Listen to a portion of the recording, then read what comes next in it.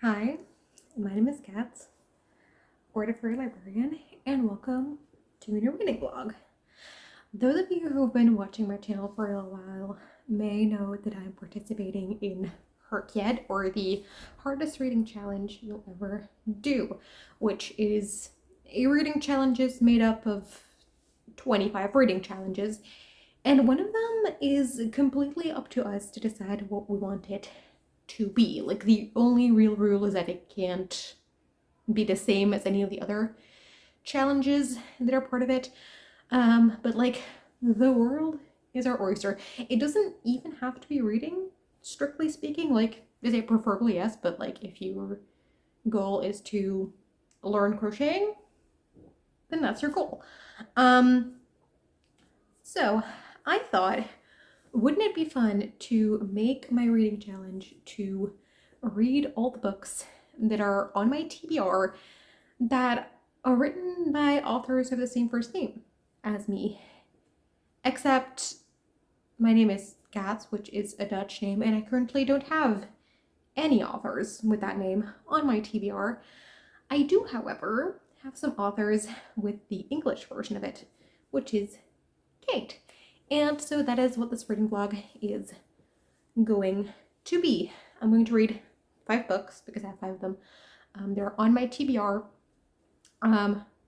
written by authors whose first name is Kate. Now, those of you who have been following me for a while will probably know that I don't own a ton of books. I'm definitely a library reader, and so for me, my TBR doesn't mean the books I own that I haven't read. What I call my TBR is like a list on my computer of books that I know they have at the library that I want to read at some point. So that is what we're working with. Let me go over the books. I have 4 of them here with me. One of them I've placed a hold on. It's supposed to come in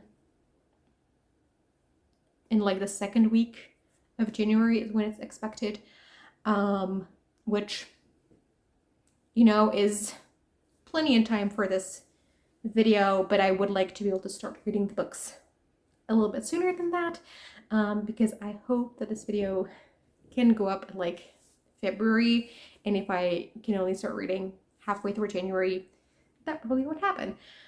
Now watch the video come out in like May or something, because that would be very on brand. But that is my hope. So I'll go over the 5 books that I have for this video. I'll just read the synopsis to you. I think that's easier, and then give you like a first line, because I think that's always fun. But I'll start with the one that I don't have here. I just have Goodreads pulled up for that, and then like the free sample from Amazon, so I can do the first line. But so, let's get into it. So the first book I have is The Memory Library by Kate Storey. This is a like contemporary story in the synopsis. For 42 years, Sally Harrison has been building a library. Each year, on her daughter's birthday, she adds a new book to her shelves, with a note and a friend dedicated to her own greatest work. But Ella, Sally's only child, fled to Australia 22 years ago after a heat exchange and never looked back. And though Sally still dutifully adds a new paperback to the shelves every time the clock strikes midnight on July 11th, her hopes of her daughter ever thumbing through the pages are starting to dwindle. Then disaster strikes, and Ella is forced to return to the home she once knew. She is soon to discover that when one chapter ends, another will soon follow. All you have to do is turn the page. Journey through the pages of this heartwarming novel where hope, friendship, and second chances are written in the margins.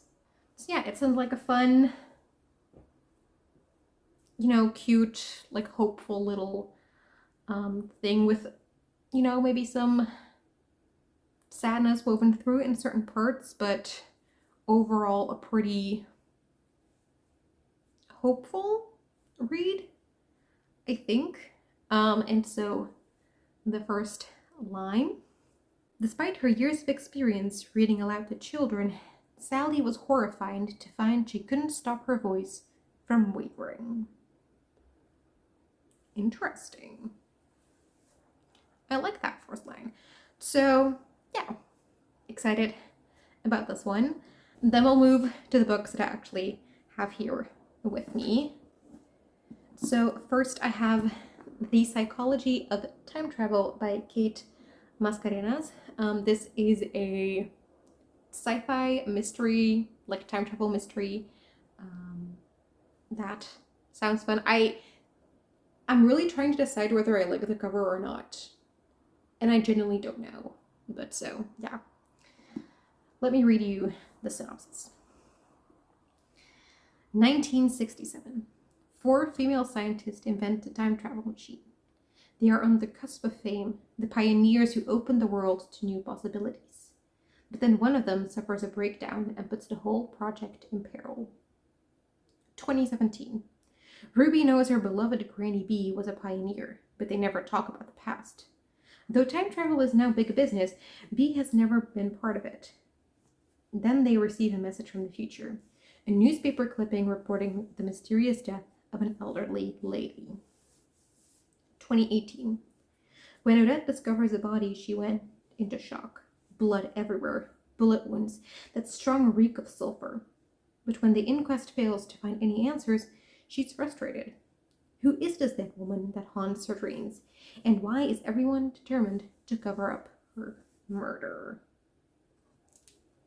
So yeah, sounds fun and intriguing. I'll read the first line. The laboratory in Cumbria was home to 4 young scientists. That's pretty much what the synopsis said, so that doesn't give me a lot to work with, but I do think this is going to be fun. I do like some like weird timey-wimey stuff with time travel and all that, and I do like a good mystery, so we'll see how this one goes. Then I have The Truants by Kate Weinberg. This is a dark academia and then like either like a thriller or mystery. I'm not entirely sure, but I'll read you the synopsis. Jess Walker is drawn into a tightly knit group of rule breakers in her first year at university and begins to experiment with a new version of herself. The dynamic between the friends and their maverick professor begins to darken as they share secrets, lovers, and finally a tragedy. Soon, Jess is faced with the question she fears most. What is the true cost of an extraordinary life? But so yeah, it does have some like elements that seem similar to like something like The Secret History. But a lot of like the little review thingies they're here also sort of compare it to Agatha Christie, so that is what makes me think that it might be a little more like an actual murder mystery.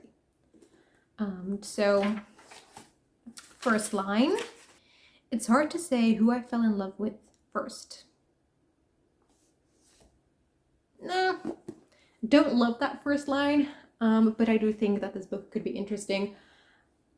One thing though, the synopsis is like printed in white on the back with like against a yellow background is very annoying to read.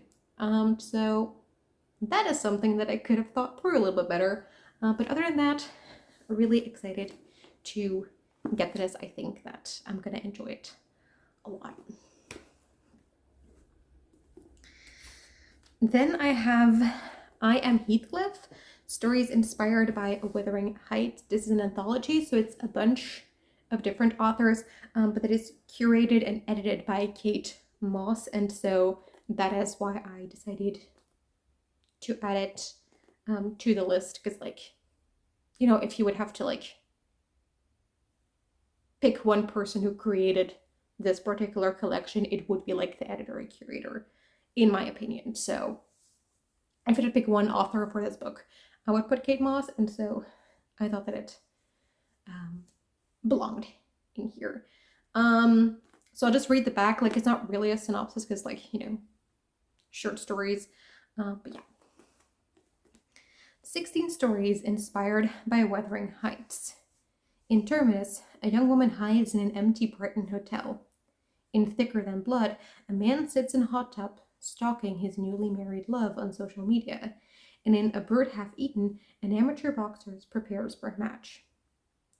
A woman recalls the Heathcliffs I have known and the physical danger she has borne at their hands in Anima.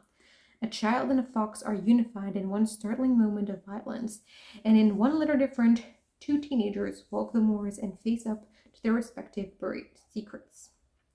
Curated by Kate Mosse and commissioned for Emily Bronte's bicentenary year, these fresh, modern stories pulse with the raw beauty and pain of love and are as timely as they are illuminating.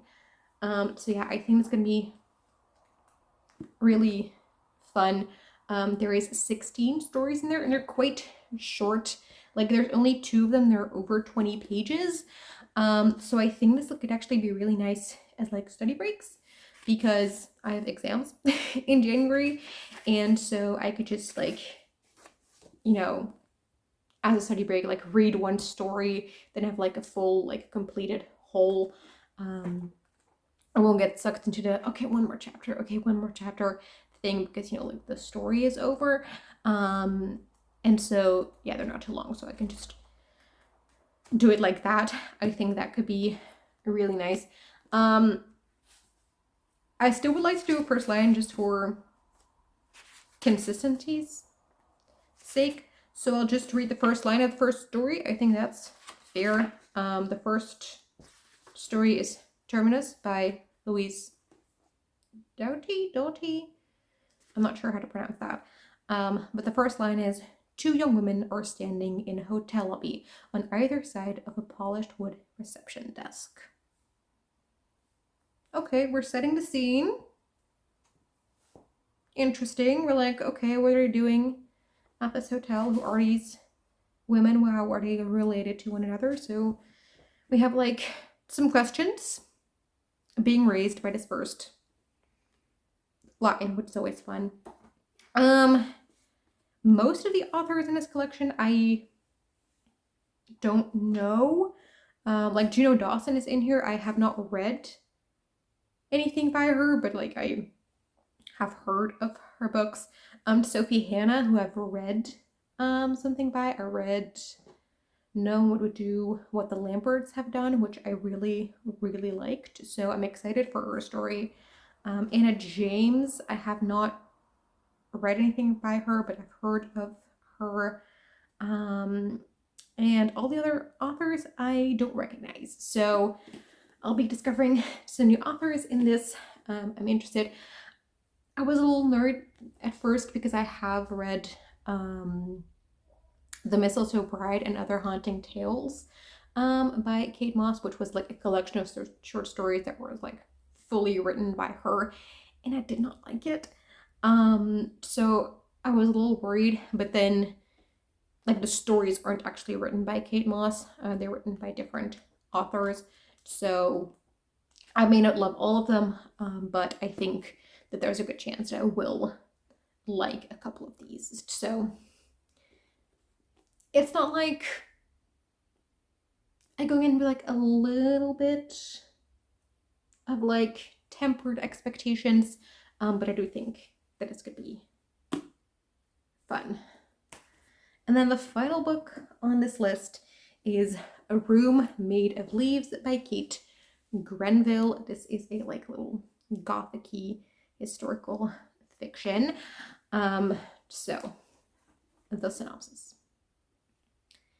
It is 1788.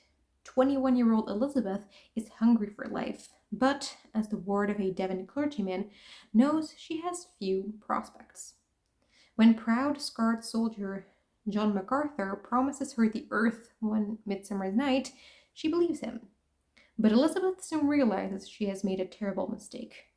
Her new husband is reckless, tormented, driven by some dark rage at the world. He tells her he is to take up a position as a lieutenant in a New South Wales penal colony, and she has no choice but to go. Sailing for 6 months to the far side of the globe with a child growing inside her, she arrives to find Sydney Town a brutal, dusty, hungry place of makeshift shelters, failing crops, scheming, and rumors. All her life she has learned to be obliging, to fold herself up small. Now, in the vast landscapes of an unknown continent, Elizabeth has to discover a strength she never thought imagined, and passions she could never express. Inspired by the life of a remarkable woman, this is an extraordinary, rich, beautifully wrought novel of resilience, courage, and the mystery of human desire. So what I know from this story is it sort of presents itself as a book that is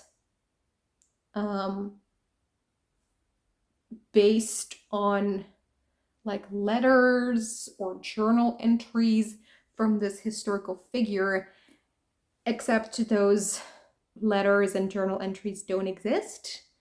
I don't know if the historical figure exists. I have never heard of her, at least. Before I start reading the book, I'll just, or after, I'm not entirely sure. I don't know how much I want to know going into this just yet. I plan to read this a little bit later in the vlog once my exams are over, because I think that this is a book that I might want to be able to pay a bit more attention to and use a bit more brain, because there are some like meta stuff in here from what I can tell. So yeah, I'm really excited about this and I'm very interested. So yeah, we'll see. First line. My dear son James have given me a task for my last years, or months, or whatever time I have left beyond the many years I have lived so far. Okay. I assume that it's going to be like a little sort of like explanation of why this book is written, which is always interesting. It's also like a pretty old literary trope in I know it mostly from like Byzantine books. That's like the plays that I've like most consciously noticed. That is the thing that people feel they need to do. So yeah, interesting in that. I don't know that Kate Grenville is necessarily inspired by like Byzantine historiography or stuff. But that's what my brain goes to. But so yeah, I'm really excited. Do I rank the books based on how much I think I'm going to like them? Let's do that. Okay. So I'll just put in my reading journal as a placeholder for the memory library because I don't have it. I think I'm the most hesitant about I Am Heathcliff for the reason I've mentioned, so I'm going to put that at the bottom. Put it like that.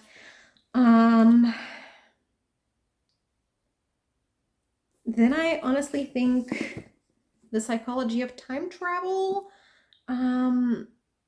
I don't know. I think purely based on the cover.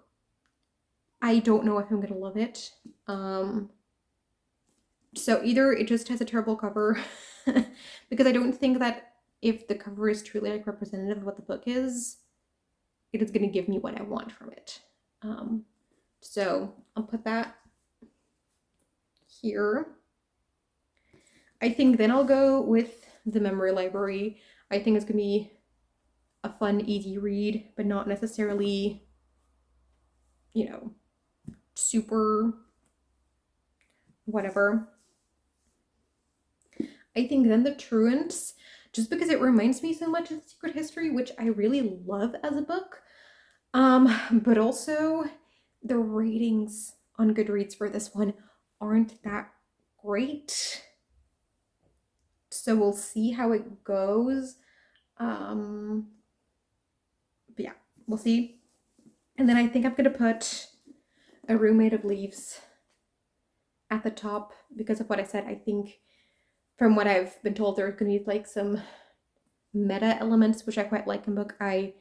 Over the past year, I've really discovered that I like a book that, like in its structure or formatting isn't like has some like non-traditional elements in that.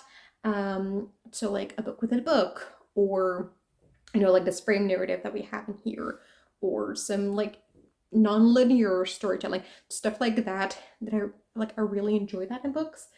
So I think this book is gonna have that. So yeah, this is my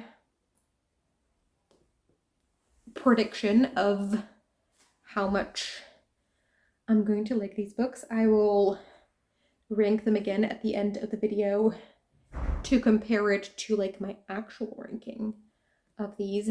But yeah, I'm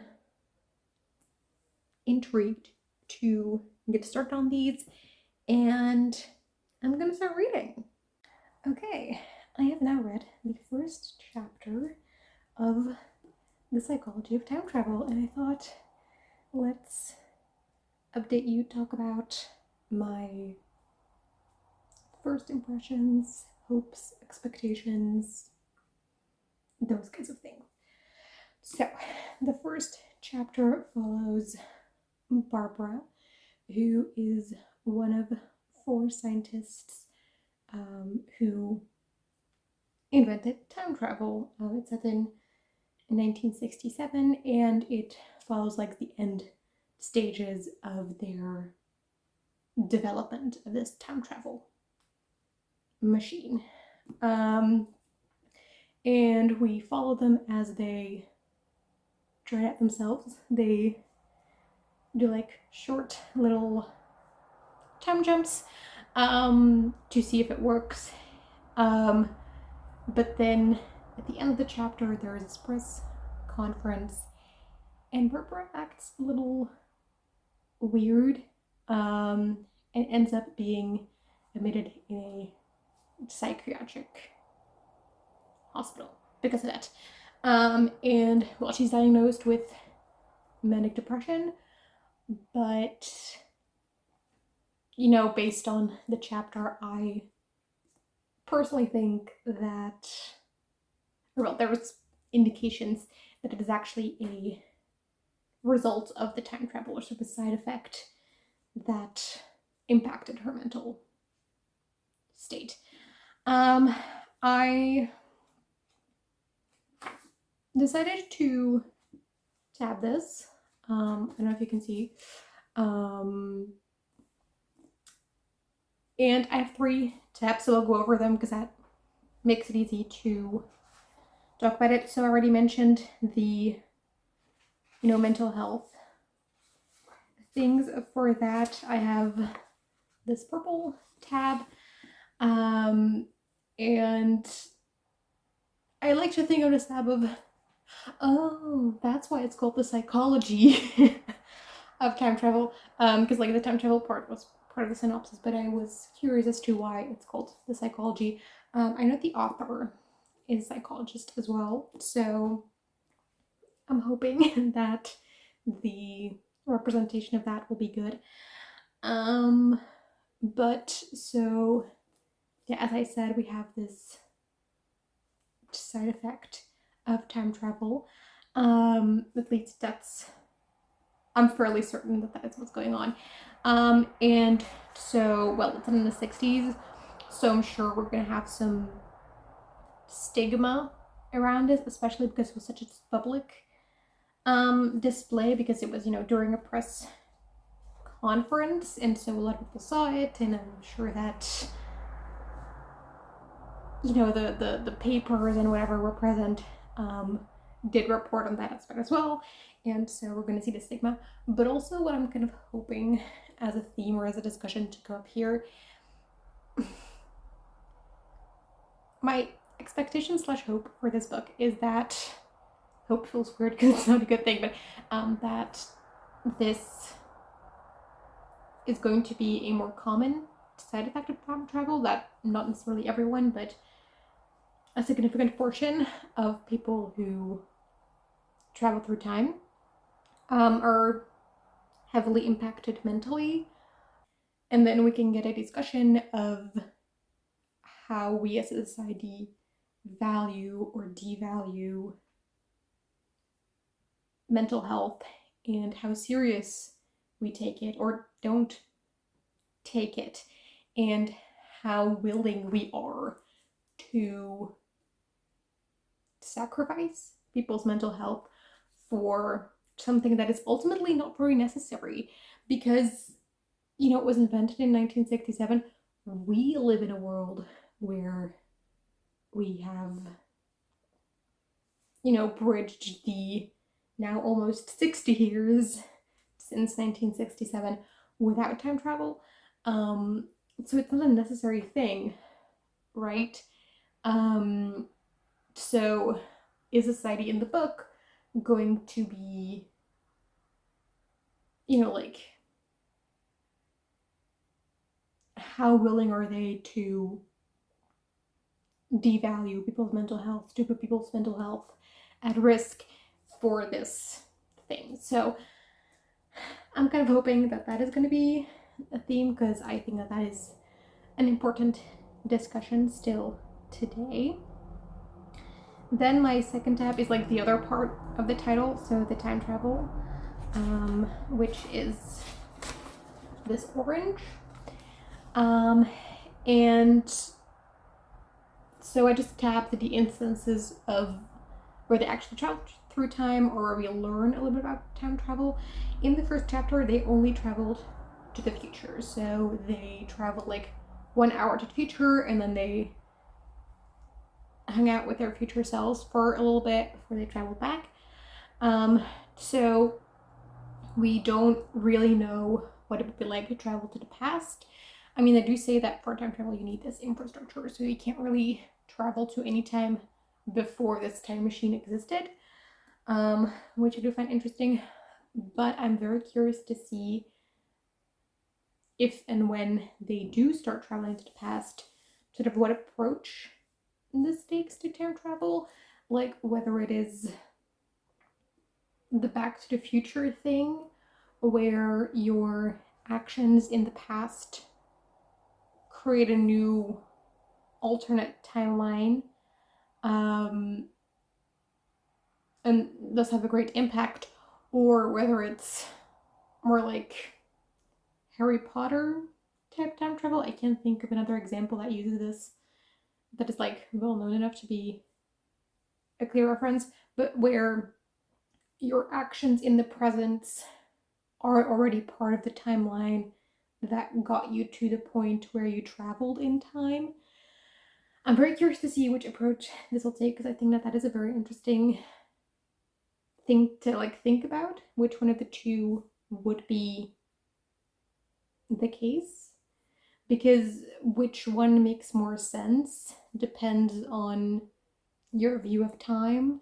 And yeah, it's just interesting, because I think that the Back to the Future one feels more intuitive in a lot of ways, but then actually if you think about it, you're actually making things a lot more complicated in that one versus like the Harry Potter one.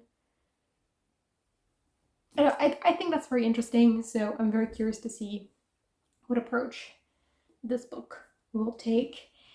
And then the third tab I have going is this yellow, and that is for the relationship between these four scientists, because they have been living together in this research facility for a long time, and so they obviously have formed a bond, and just yeah, how that goes. And because we end the chapter with Barbara sort of,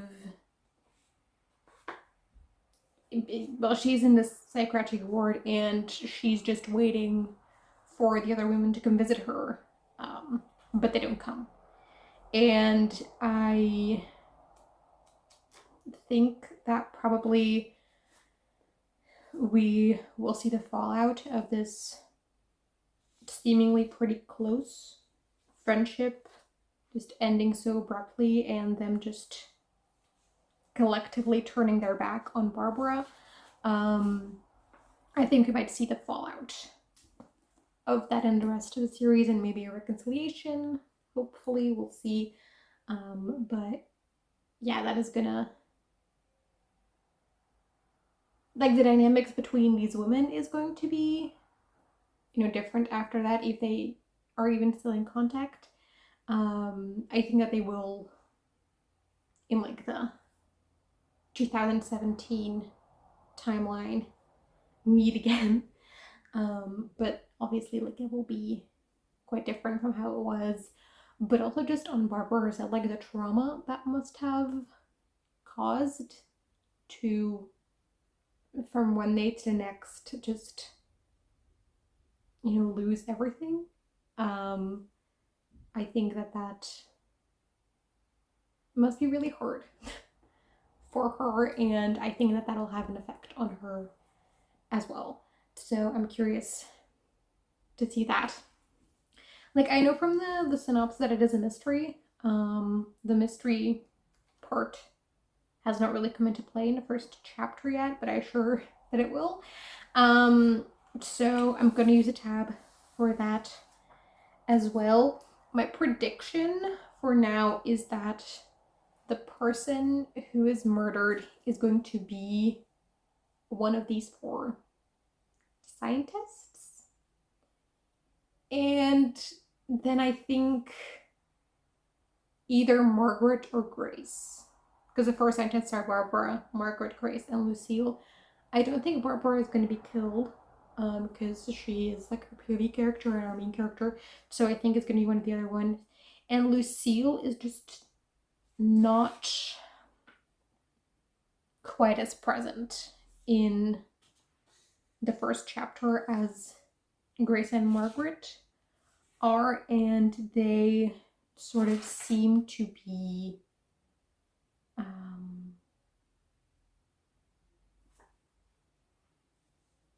on the forefront, especially Margaret, now that I think about it, even more than Grace.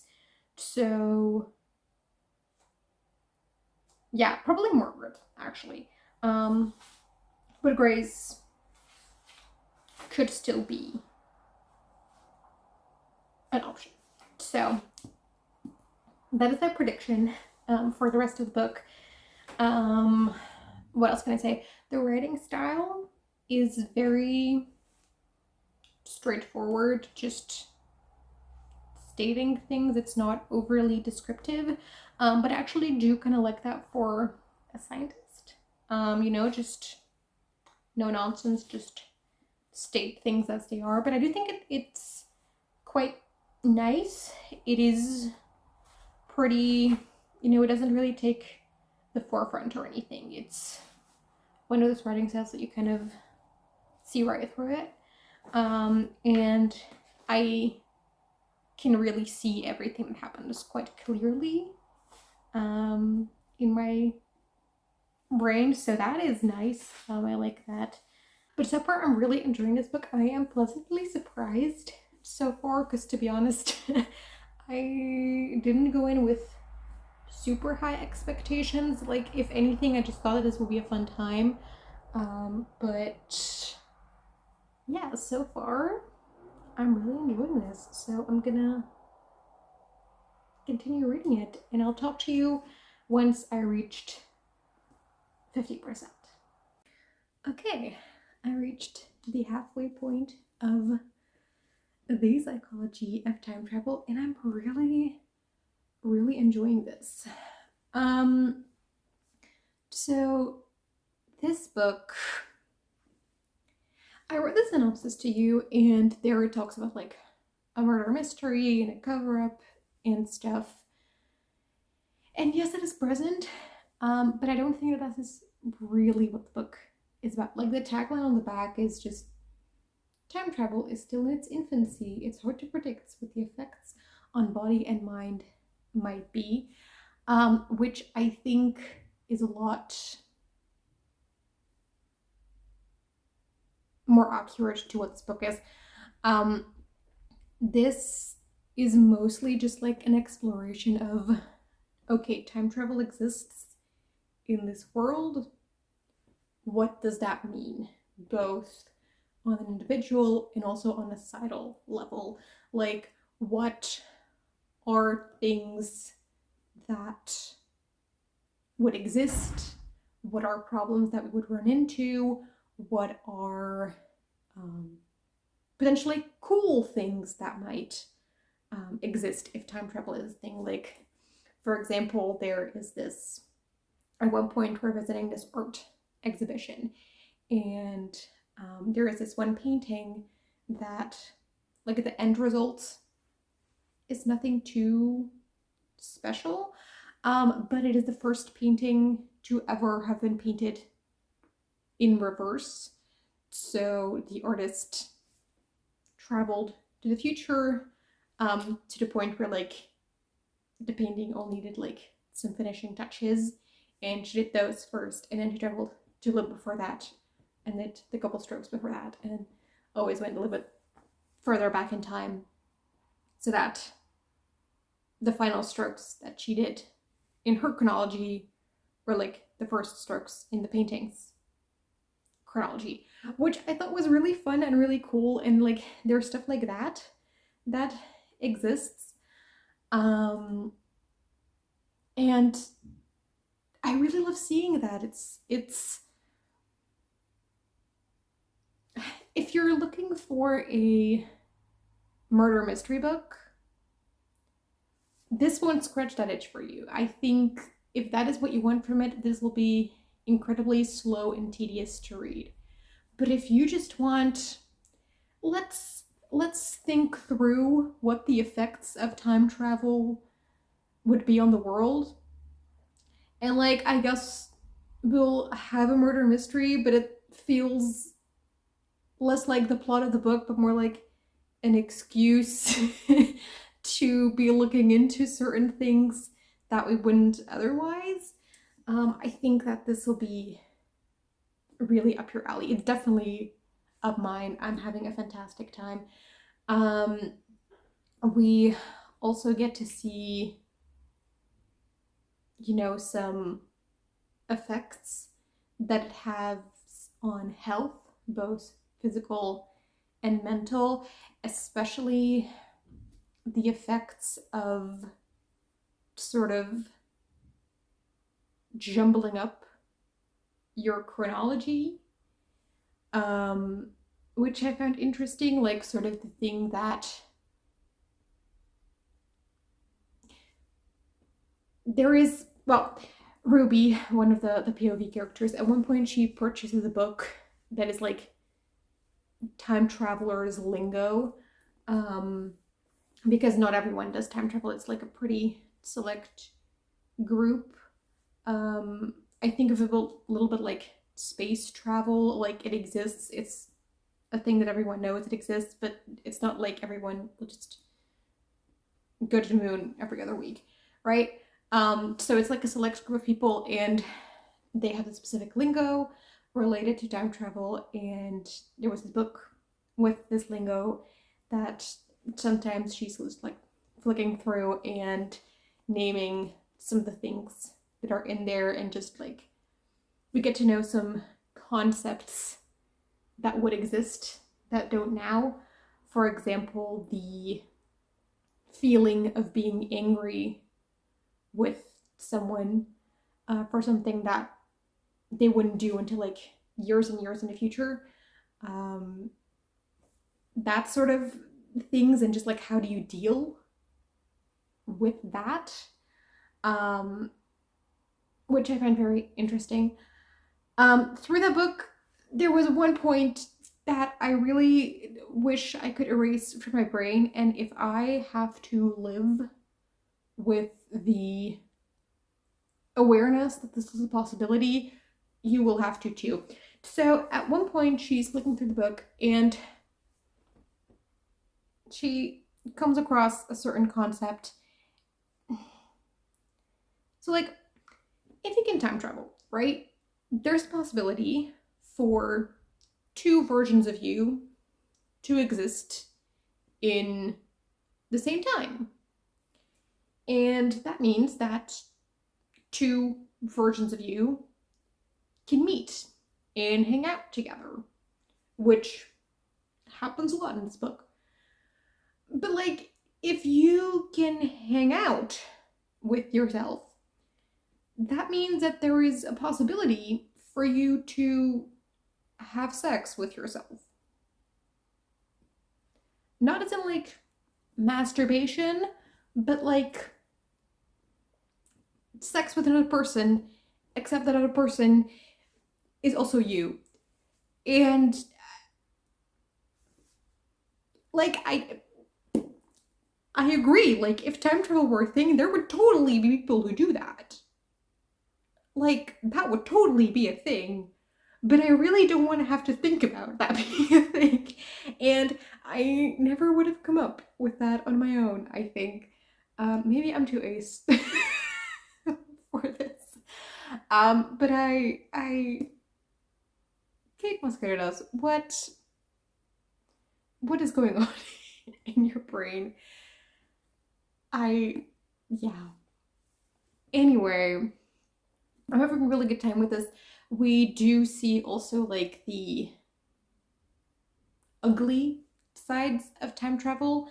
And then I don't mean like any negative effects that it may have, although we do definitely see that. There are some really hard to read scenes in this. So content warnings for just general mental health stuff, but more specifically, there is one point where there is some self-harm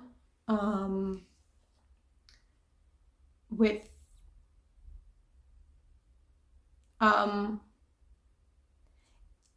the person is not trying to commit suicide, but it kind of, you know, looks like that. I don't know how to, like someone walks in on them and they think that that is what they're doing, because it looks very similar, even if that wasn't necessarily the intention behind it. But so yeah, definitely content warning for that. Content warnings for eating disorders as well. So there are some definitely hard scenes. There is sometimes even like some characters introduced that don't really play a role in the rest of the book, but just to have like a chapter where we're exploring. That's, for example, the character who had the eating disorder. She's only been in it for like one chapter, but not in a way that feels exploitative or for shock value. It feels more in a way of like the narrative trying to show like a well-rounded view of the effects of time travel, and in all its facets, like the good, the bad, and the ugly. And, you know, a very limited cast of characters just cannot provide that full rounded picture. So sometimes we just needed a few anecdotes here and there. And like, it is technically an anecdote from one of the characters that we are following a little bit more in depth, where like they knew this person. So like it's not completely out of nowhere, but it is not like this is the character that we're actively following ourselves. But yeah, as I said, it feels much more like to give a well-rounded explanation, or exploration rather, into the effects that this has on different people, which I find interesting. But the thing I was talking about, like the darker sides, is, as I said, time travel is limited to a couple of people, and it's actually limited to this one organization called the Conclave, who have a lot of power by virtue of being able to travel through time. They can find a whole lot of like legal loopholes. Like for example, there was one point where we were talking about like their taxes, like they can just declare things for taxes in the year that they know is like the most favorable to them. Because when they have or don't have money is not, you know, like when these time travelers like earn their money, doesn't really mean anything because they just get it all at once, because when they start their career, they already know how many jobs they're going to do. And if they were just to get it on a regular basis, like they could just travel through time and use the money whenever. So, you know, stuff like that. And this conclave, because they can find these legal loopholes, they don't have a lot of like control and oversight. And so they have a couple of things in place that are really fucked up. Like, just, I made a whole tab like this blue for the conclave being power hungry, and especially Margaret, who sort of runs the conclave, just doing things that, you know, being power hungry and doing things that make me really uncomfortable. Like, just no. Like, even if the time travel itself didn't do harm, there are certain things within the conclave that definitely will. So yeah. So it's interesting. Yeah. As I said, like, the mystery is not a big part of the book. Like, we literally, at this point, we barely even found out whose body has been found. That is like all we know so far of this case. So I definitely expect that to come in play in the second half, and I do think we will discover what is going on there. Also, there was this one point where it was mentioned, and I'm really interested in that, and I hope that we get an answer to that. You can't travel past a certain date in the future. So, well, we have it in at the beginning. We learned that you can't really travel to before the invention of the time machine, because you need infrastructure to travel, which doesn't exist before the invention of said infrastructure.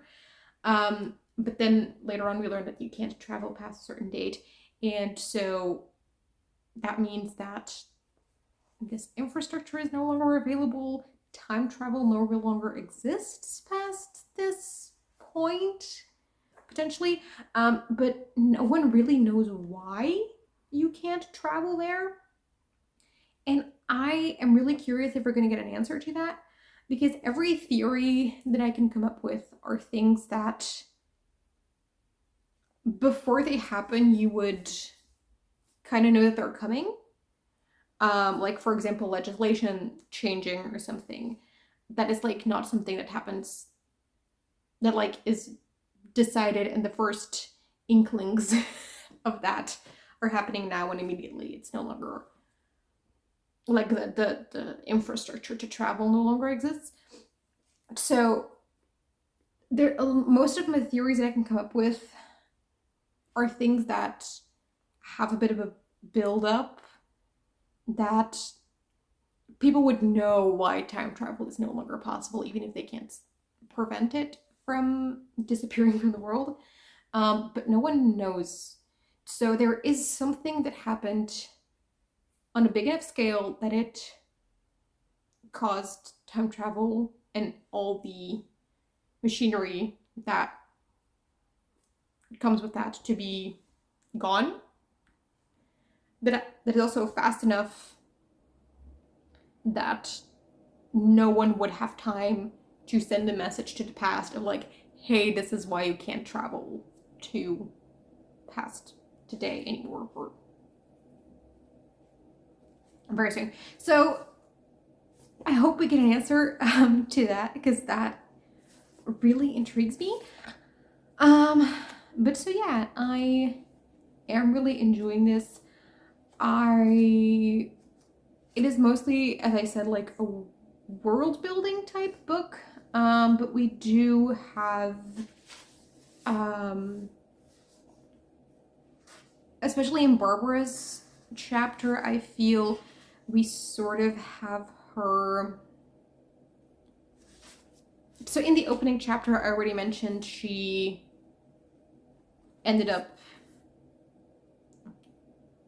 basically ended up being known as the scientist who had gone mad, right?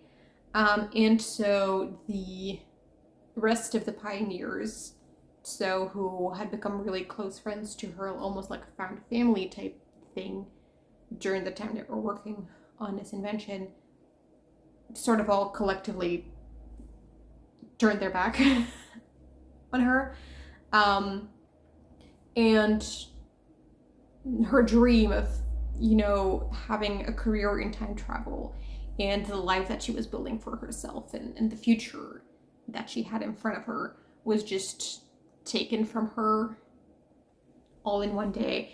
And we sort of have like the trauma and the grief of that, and her wanting to get back into time travel, but because the Conclave is this one organization, they're pretty successful in like shielding time travel from anyone who would give them bad press, which includes Barbara. And that is quite heartbreaking to see in some points. Those are sections that that are sometimes a little hard to read for me, just like, these people that you trusted, that you loved so dearly, that you had such a great bond with, just all dropping you from one day to the next. And how Barbara never really fully got over that loss of friends, but also the life she had ahead of her.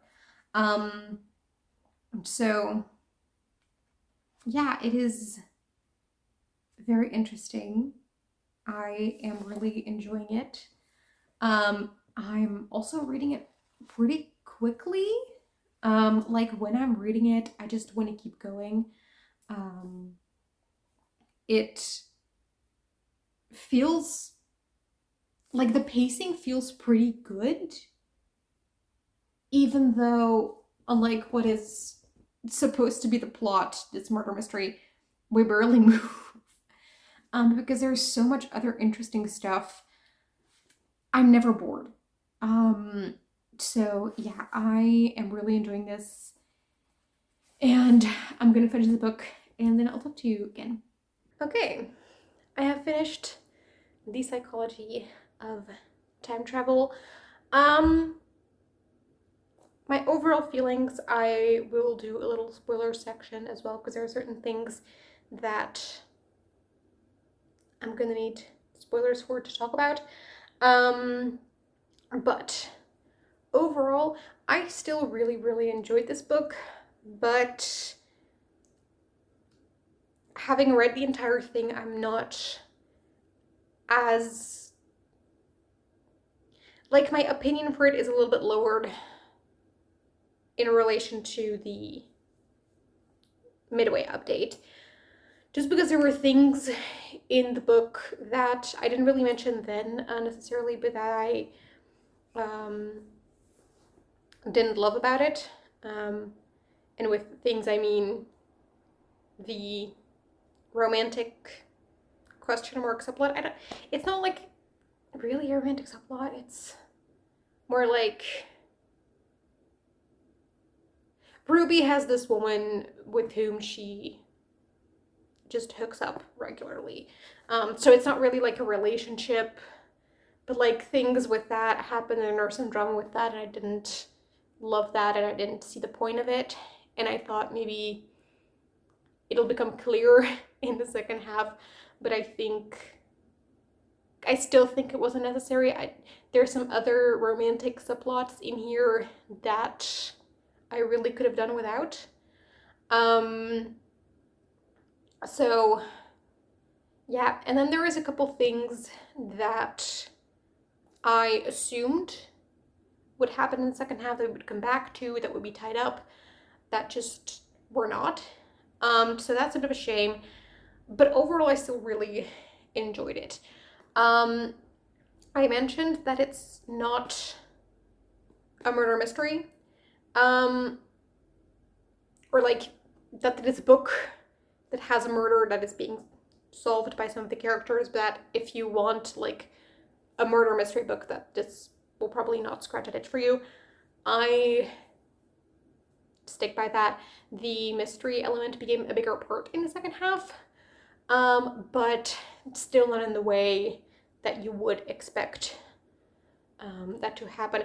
It is really more, we're following these characters in this world, and how time travel impacts that, and some of those things lead to a murder, where like the murder is part of the exploration rather than the other way around. I hope that makes sense. But so yeah, I think I'm gonna go into a spoiler section, because there is a few things that I really want to talk about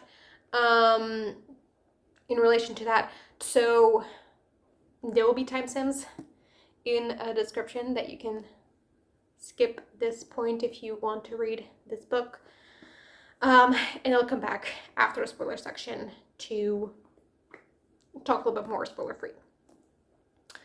Okay, spoilers. So the mystery, the way it was treated, as I said, was pretty different from how like your typical murder mystery is treated, to the point where we found out the same information multiple times because we have different POVs that each discovered this information. For example, the fact that this body was Margaret, I think we discovered it like 3 separate times, except it was never stated directly. It was always like, for example, we had one scene where Margaret is requesting her future death certificate and she dies. Like, there is no, like, the way she dies is classified, which we know is a case with murder mysteries. And then we have, you know, other people just figuring out stuff that indicate clearly that this body will probably be Margaret's, sort of eliminating the other options or making her the obvious one, but it was never like stated directly. And so I thought, okay, we've now discovered this 3 times, but it's never like really said. So what if it's not true? What if it's actually not Margaret and there is some sort of, there's something off with all these discoveries that we've made and we discovered that it's someone else, which it ended up not being. It was Margaret. And yeah, just other things. It was very straightforward, the murder. Like, we didn't get red herrings or anything. I mentioned things that were sort of picked up and then dropped.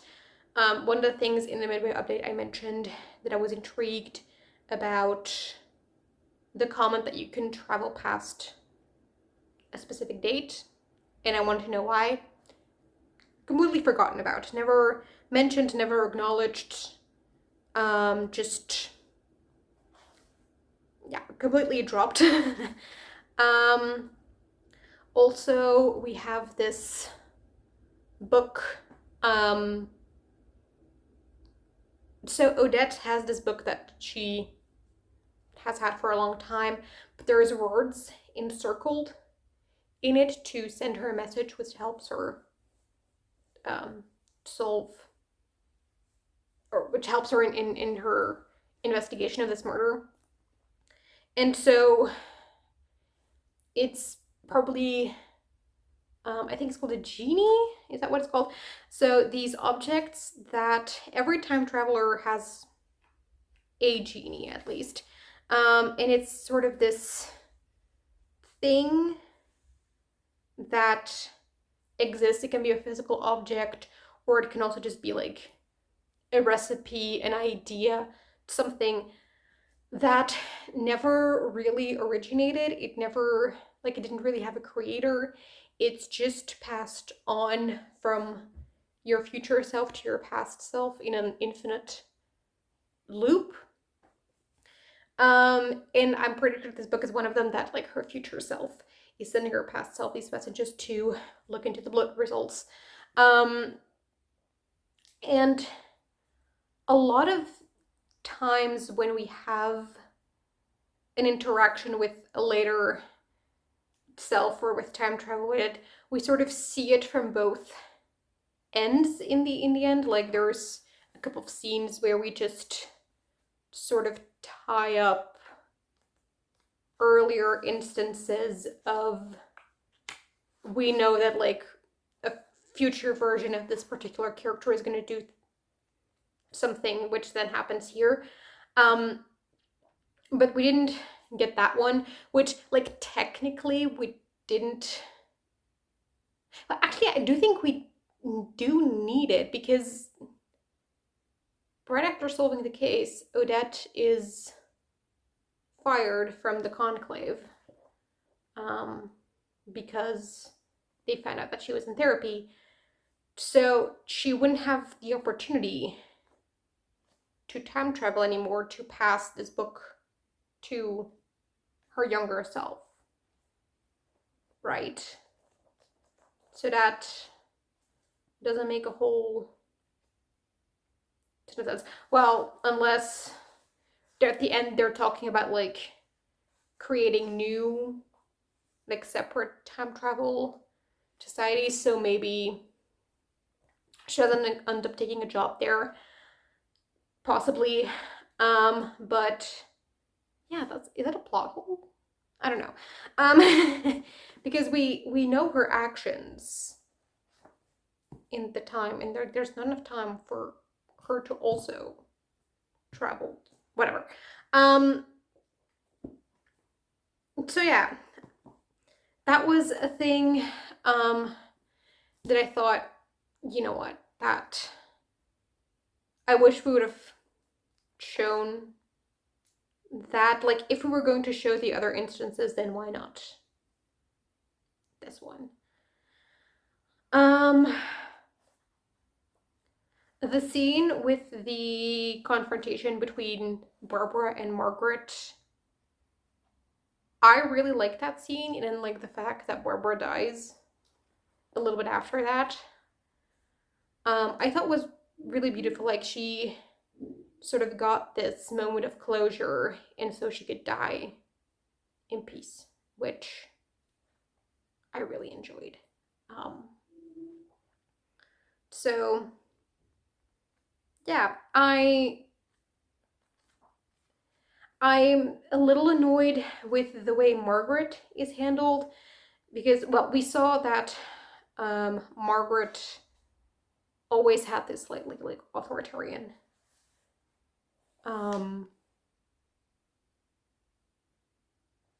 character traits that then sort of she got enabled in those by being in this position of power as the head of the conclave that doesn't really have any governing body or anything. So she could basically do whatever she wants, and she can sort of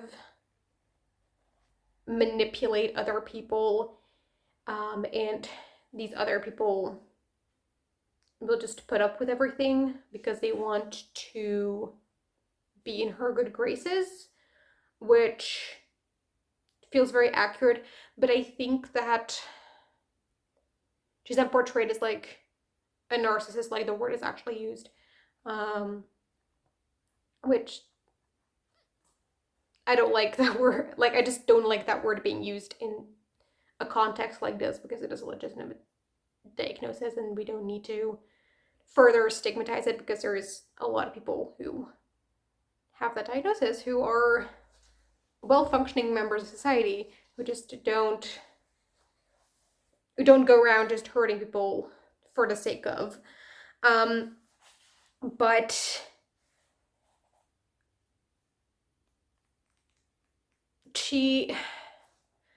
I think it sort of wanted to show that, like, people who have certain traits can be drawn to positions like this and then be enabled, and so those traits grow. Which is true, but I think that the way it was done was a little too,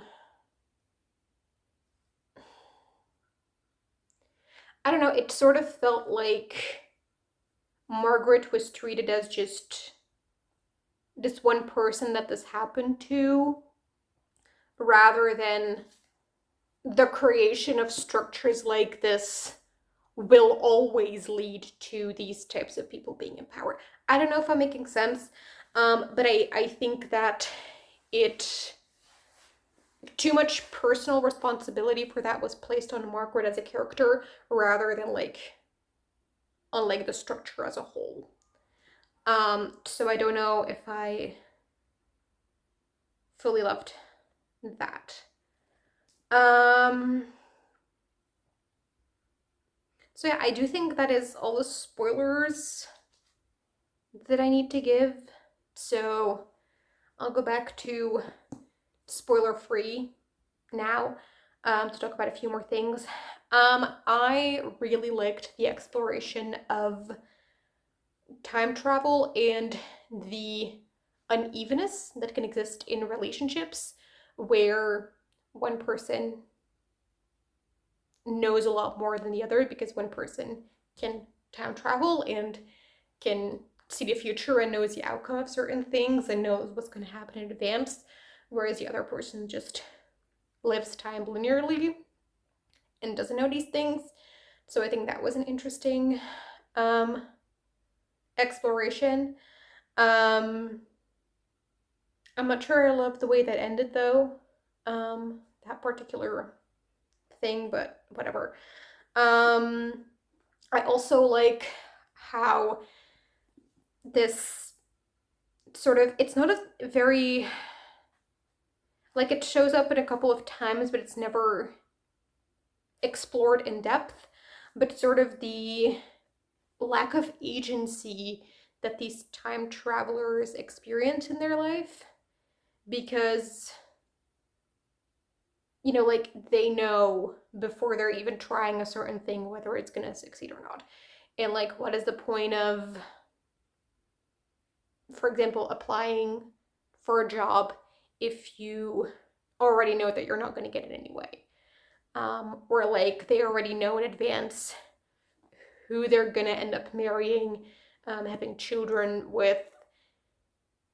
So, like, when the time comes, it sort of feels less like their own decision to marry this person, to have children, to whatever, because they already know that is the outcome type of thing. And we have a couple times where, yeah, I think that like the thing, like them knowing that it's not going to work out is the thing that's going to cause it to not work out. So, like, yeah, I think that was pretty interesting. And so how they sort of, they show that, like, you can't really change the future, but I think that made it really, it must be really hard to live life, like, feeling that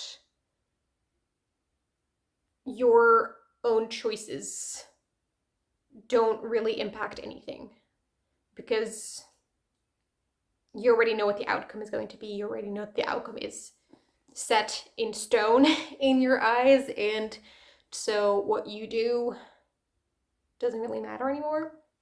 I wish that was explored a little bit more, but I do like little like snippets of that we got. I feel like I'm being pretty negative in this update. I really like this book overall. I just really enjoyed the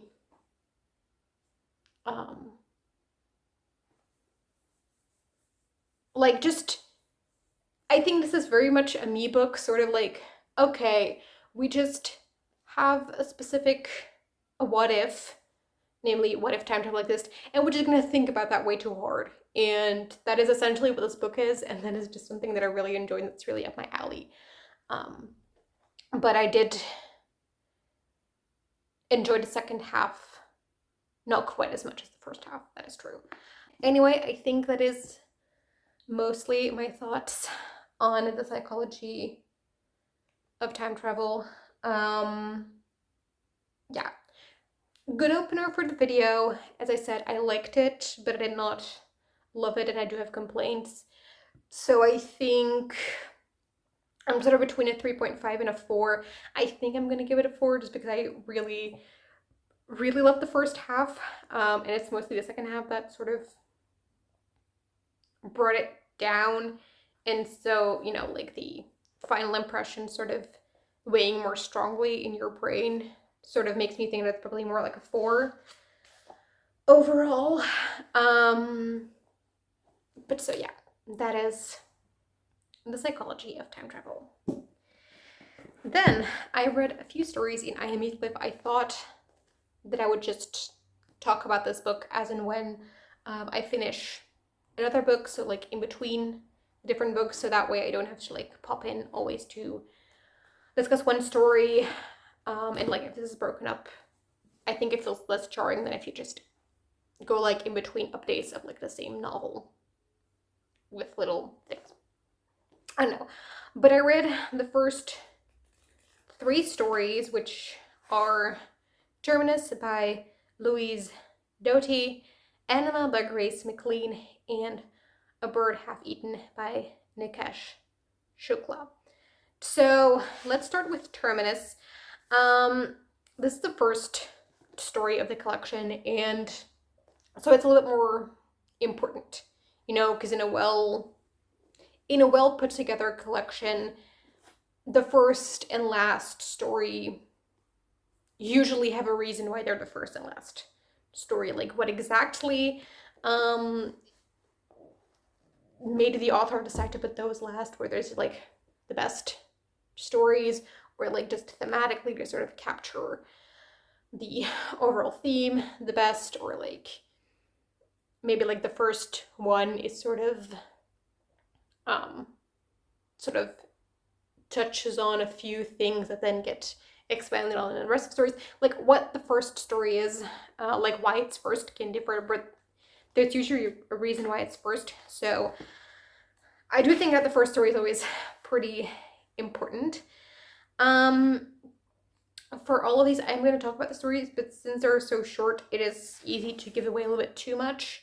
So, like, I'm not going to spoil the ending or anything, but if you truly don't want to know anything, then just skip the sections where I talk about this collection, because I can't do this spoiler-free, like, completely with no information. I can't. Like, as I said, I'm not going to talk about the ending, so that's where we're about. Be welcome to stay. So, the first story, Terminus, is about this woman who is trying to escape an abusive relationship. And I'm feeling kind of mixed about it. I think that like the themes in it are done really well. The struggles in trying to escape an abusive relationship, why it's not that easy, I think were great. I was a little worried about the ending. I didn't know how the author was going to end this story in a fitting way, but I think that she did pretty well at that. I really liked the ending. I think it was a very appropriate ending for the story, while still being kind of satisfying in a way. But yeah, this story was definitely a gut punch, but in a good way. So in terms of like the content of the story, I really liked it. The form, however, like the writing style, was not really my cup of tea. Like, it felt very choppy and just didn't flow at all, in my opinion. So yeah, I don't know. Let me read you a little section. So it's the story starts off with this woman checking into a hotel, and her name is Maria. So Maria reaches into the backpack and hands over a driving license. The receptionist glances at it and hands it back. She doesn't write anything down. Maria scans the receptionist's face for signs of suspicion or hostility, but her expression is a calm, professional blank. Maria thinks how habituated she now is to interpretation, how experienced at watching a face. It's like, I don't know, this repeating of just the name Maria so many times, and then the receptionist repeating that. I don't know, it just, there's something about it that feels a little clunky to me. Your mileage may vary, but I didn't love the writing style of it. Also, there is like this random thing thrown in at the end that is like just this one-off sentence that you could take out and it wouldn't change the book. And it's like just this random thing that's like thrown in at the last minute, and I just wish it wasn't, because it was like a little jarring to suddenly have that. So yeah, a little mixed. So yeah, but I think as an opening story, I get it, because we're starting off, as I said, with a gut punch, like a strong opening to the collection, because it is inspired by Wuthering Heights, which is notably a toxic relationship, and I know that there is a couple stories in this collection they're about abusive relationships, and so like I get it. I do think it fits as a first story. Then the second story was Anima by Grace McLean. This is a pretty like expansive, bombastic, lyrical description of a hunt that in a lot of places very much leans towards a poem, and I think I would have preferred it as a poem. Just certain things, like I could tell that like Grace McLean was doing a few certain things, and I think that in a poem she could just like do those a little bit more, like stylistically speaking. And also then it would have been a little bit shorter, which is weird to say about like an 11-page story. But I think that if it were a little bit shorter, like more poem length, it could have been punchier and more impactful. So I think I would have preferred this as a poem. And then the third one was A Bird Half Eaten by Nikesh Shukla, which is about boxing. Which just doesn't interest me at all. Like, I like the style of this one. So this is kind of the opposite of Terminus. I really like the style. The writing was like a very simple, straightforward, but it feels very intentional nonetheless, which is great. It also does that thing where you're sort of repeating a couple sentences So you have like the exact same description or the exact same like objective things that are happening. But because you have more information now, or because the circumstances have changed or whatever, it sort of feels very different the second time. That's something that I quite like in reading, and it does that. So great, love it. But just the subject matter really did not interest me. And I just felt like these were two characters were just acting very childish. Like it was a bit of a dick measuring contest in a boxing gym, which just I really, really disliked. I just grow up. Like that was mostly my thing, because these are supposed to be those, like if these were like 14-year-old kids, I would have understood. But no, like the main character has a wife. So yeah, I don't know. It was just, I didn't, I didn't like that story. So yeah, overall, so far the collection, I started off with mixed feelings, and then every story after that was like, I liked a little bit less than the previous one, which I hope that the next few stories can turn that around, because oh god. These first three were, yeah. The thing is, I was really excited about this collection after reading the introduction. I was like, this is gonna be great, this is gonna be lovely, but I haven't seen that yet. I'm hoping that the next story is by Erin Kelly, who I haven't read from before, but I have been interested in trying her books.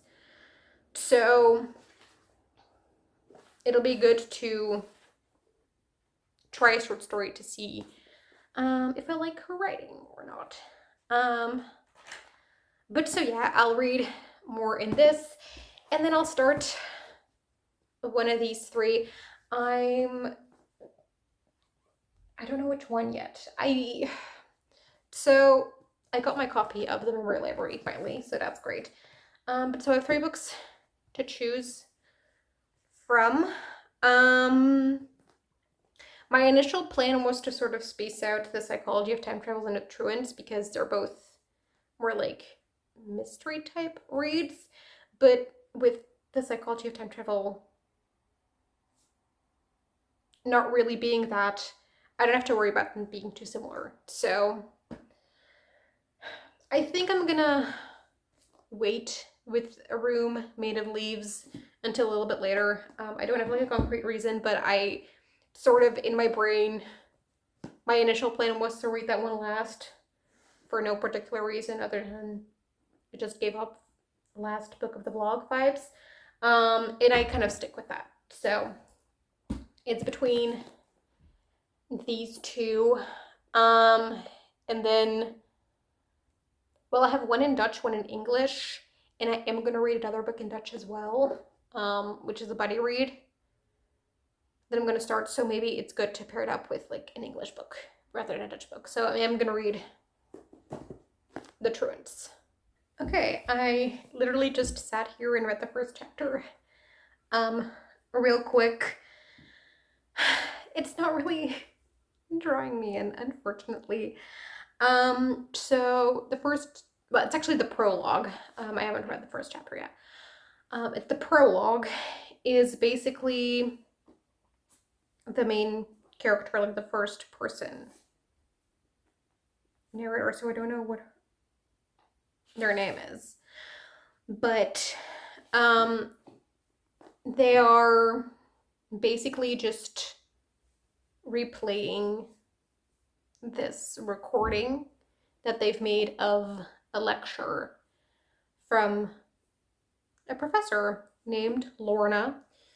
And sort of it starts off as like, well, the first line is, it's hard to say who I fell in love with first, and then they're talking about like Alec, who's a fellow student, and then about Lorna as sort of the other option, which love that already.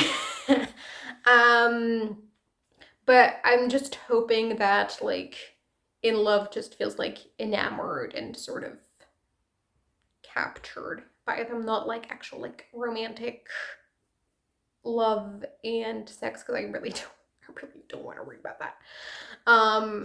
At least not at this. No, I don't.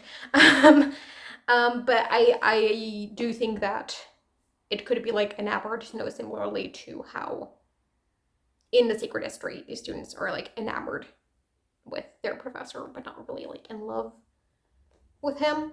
I really hope that that is what it is. Then we have the first lecture, which I still don't know what it is about. I know it's about a woman because she opens her lecture with, "We're all here today because of one woman." But we as a reader don't know what woman that is. The first lecture, at least the start of it, it really reminded me of like that first lecture in Legally Blonde with like, "Oh, you don't know everything yet? Yeah, get out of my class right now." Sort of that energy, which, look, maybe there is some colleges that are like that. That is not at all my experience, and it's just so odd that that is, I don't know, it's so weird to me, and it just made me laugh. But like not in a it's funny but the book is not trying to be funny type of way. So yeah, we're in for a ride. It's like trying to be very mysterious with, like, we don't know who this woman is that the lecture is about. There was also at one point where Alec, one of the fellow students, is sort of whispering something in the main character's ear that is too soft for like the recording to pick up. So we know that they said something, but we don't know what. Mystery. And it's just, I don't know.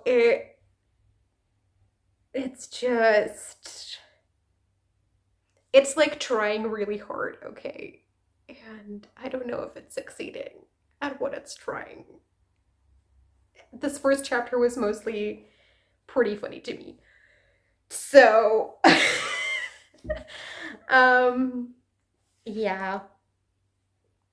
The only thing I'm kind of intrigued by is we have this main character is like, there's indication that this is not the first time they're listening to the recording and it won't be the last. And so we have this main character who just listened to the same recording over and over and over again, which I have a theory. I think I know why. I'm 3 pages because the prologue is 3 pages. So if I'm right, okay. Anyway, those are my first thoughts and impressions. I think we're in for a ride. In today's episode of If I Have to Live with This Image in My Head, Then So Do You, they're talking about a mushroom spread that one of them bought on the farmer's market. It was dank, musky, fantastic, like licking the armpit of Christ. You're welcome. Okay, so I have updates for you. First of all, I read 50 pages of The Truants by Kate Weinberg, and that is all I'm gonna read from this book. Like, I told myself that I had to give it 50 pages, but I even struggled to get that far. Okay, so we're following Jess, who is in her first year of college, and she decided to study English literature because ever since she read a book by this one professor whose name is Lorna, she sort of became obsessed with her, and she really wanted to follow Lorna's course. So she decided to study English literature, even though she seems to not care about English literature at all, because at the beginning of the story, she got an email from an administration saying that, oh, there's too many people in this course, so you're moved to a different one. And she's freaking out because, like, oh my god, now she's gonna be, like, moved to a different course from a dude with, like, a black skinny jeans and a piercing who's gonna teach something, like, totally pretentious, like, postmodernism. And I'm like, girl, if you don't want to learn about postmodernism, that's fine. But, like, it also doesn't seem like she was freaking out about the potential of, like, one specific class, just generally her idea of every course within English literature. And I'm like, if you're freaking out about having to study English literature, why don't you choose to study English literature? Also, this course can't be, like, the only course that you're following this year, right? Like, you have to follow other things. Right? Anyway, she ends up being moved to a different course by this same...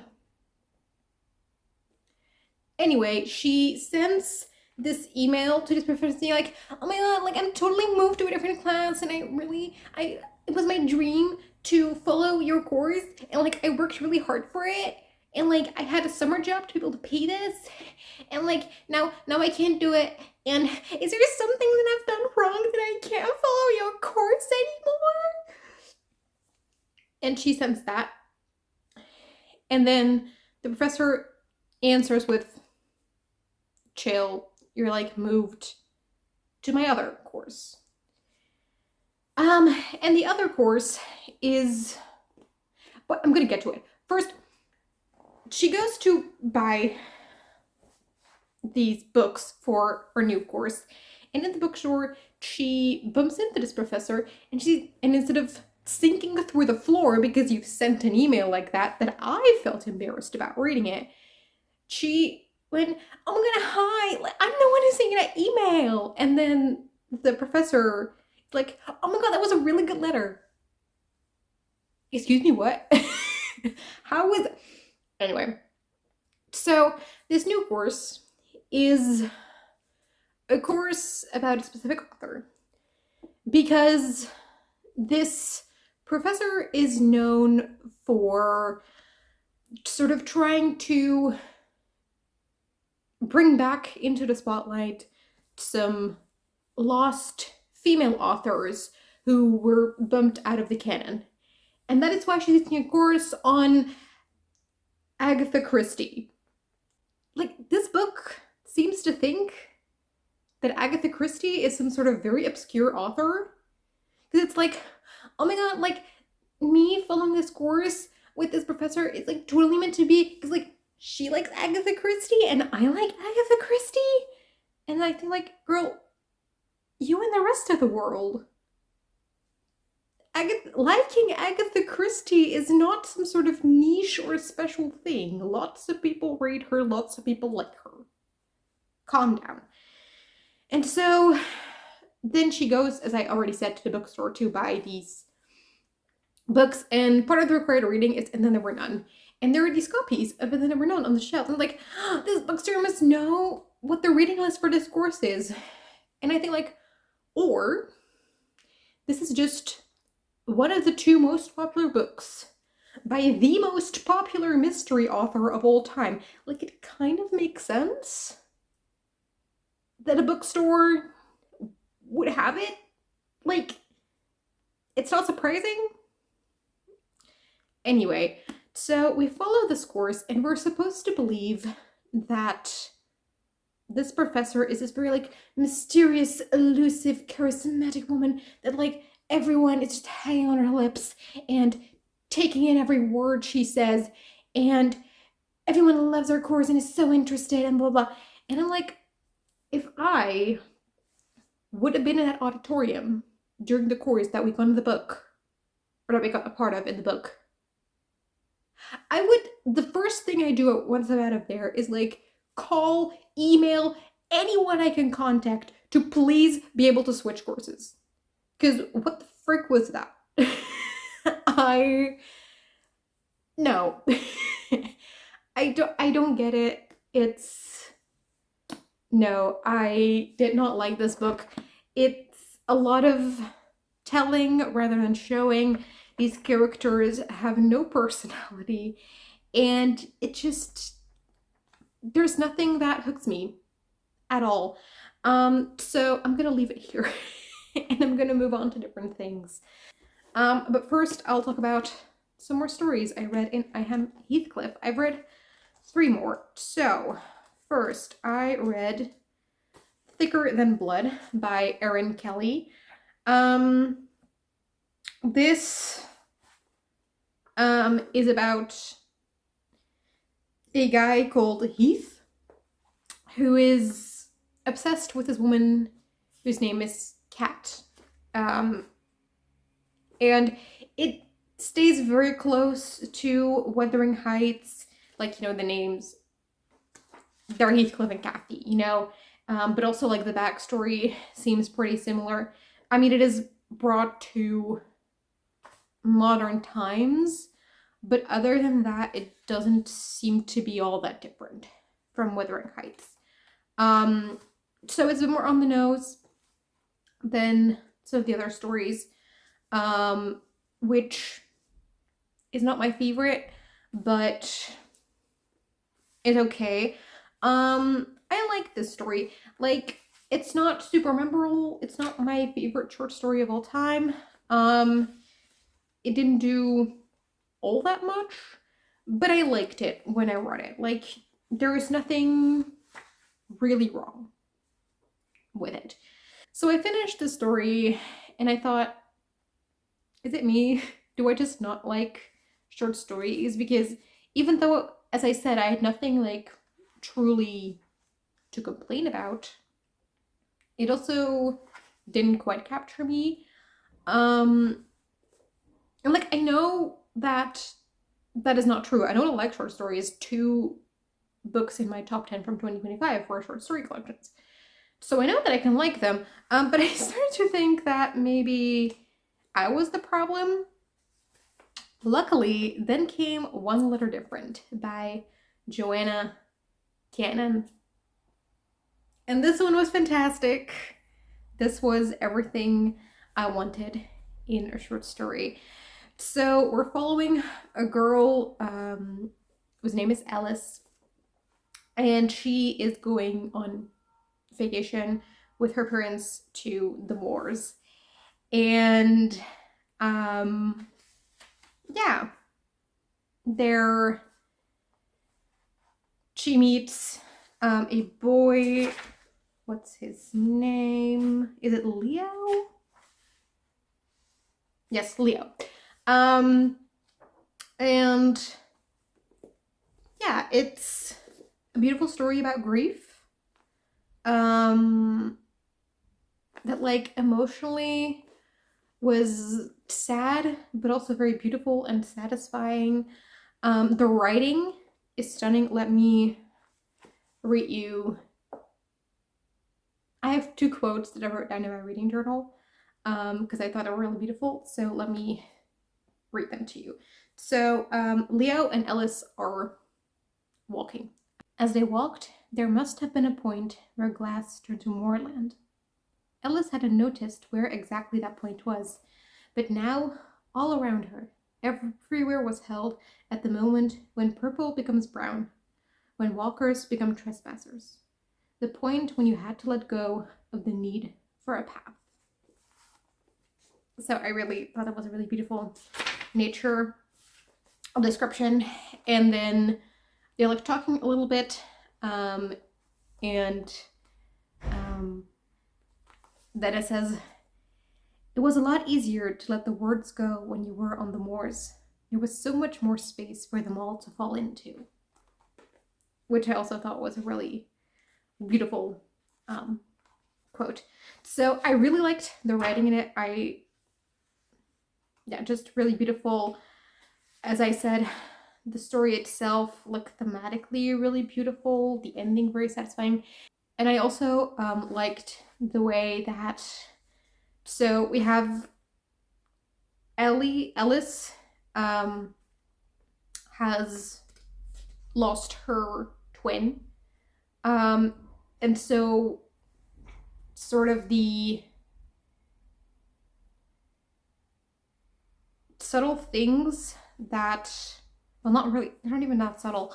But I really liked the way that was on how her mother is sort of trying to make Ellis like her twin who passed away, and how she just seems unable to sort of see them as two individual people, which I thought was very interesting. So yeah, this was a great story. I loved it a lot. I really want to read more by Joanna Cannon. So, a lovely.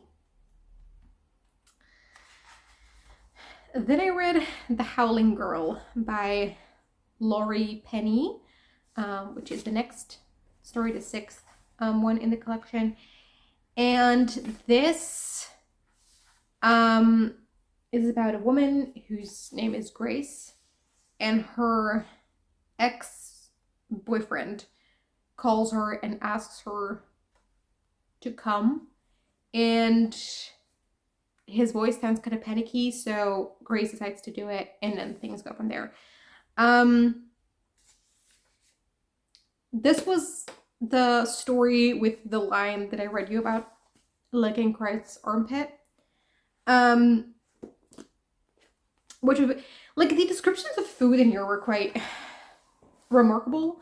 They're like very over the top in a way that sort of makes me, I don't know, I don't want to eat it. I'm not hungry when I'm reading the descriptions. It's like this overly rich description that almost makes it gross, if you know what I mean. But with this intense desire in it from the main character. I don't know how else to describe it. So yeah, I don't know. It's a very interesting story. There's a horror element in it. And when I just finished it, I didn't know how I felt about the ending. I also wasn't sure how exactly to interpret the ending, but now that I've thought about it for a few hours, I do like it. Like, we sort of, like, it's clear that this relationship was an abusive one, and I feel like we sort of get a reclaiming of the relationship of the past in the end, which I did enjoy. And sort of Grace shaking off the power that Jamie has over her, which I really like. So yeah, we also have Jamie is an author, and they describe the book that he wrote, and I'm like, I totally imagine the type of book that it is, and like the type of person that Jamie has, and like they totally match. Like, someone like Jamie would totally write a book like that. So like this very trying to be artsy, but being really grotesque. And grotesque, that's the word for like the food descriptions. God. Like this really grotesque, gratuitous thing that is then, that kind of leads to nothing, but is then portrayed as literary, and philosophy, and you just don't like that type of thing. That's totally like the type of book that someone like Jane would write. So yeah, I did enjoy that story. It was not quite to the level of One Letter Different, because that's still my favorite. Also, like, it didn't have the beautiful writing, but it definitely fit with the story, for it to have a bit more grotesque of a writing in places, which I don't love to read about, but I do think that it really fit here. So I didn't mind it. So yeah, that is where I am currently in I Am Heathcliff. I'm 6 stories in. I have 10 more stories, I think, to go. But I think that, yeah. I was losing a little bit of hope in this collection, but the last 2 stories have definitely restored it. So I'm excited to keep going. And then I already started my next book, so I'm also here with the first chapter update for A Room Made of Leaves by Kate Grenville. The first chapter that I read is also, well, it says the editor's note, because this book, at least from what I understand, it is a fictionalized version. It's like a biofiction, from Elizabeth MacArthur, who is the wife of John MacArthur, who is an important figure in Australian history. My camera cut me off. Rude. I hope that's saved. But so the frame story of this book is that Kate Grenville found a memoir written by Elizabeth MacArthur herself that she then transcribed. But in reality, this memoir doesn't exist. It is just Kate Grenville writing it herself. Like maybe based on some like actual history that we know, but you know, filling in the blanks type of thing. I didn't know who John MacArthur was, but the editor's note gave some historical context for him. So from what I understand, he was one of the early settlers in Australia and sort of the father of the wool industry there, which is sort of like the basis of the economy, and therefore he was very important for, you know, Australian history. But during the times that the type of sheep that he would be known for were being used, he was in England, which implies that it was actually more his wife who is the mother of the wool industry rather than he himself. And so we have this book that is then centering Elizabeth MacArthur. I assume that like Australian people know a lot more about this than I do. I had never heard of either of them before. So I think I'm gonna learn a lot about Australian economy and like wool industry in the late 18th, early 19th century. We'll see. I am intrigued. So yeah, I am gonna be reading this, and I will talk to you once I have an update. Hi.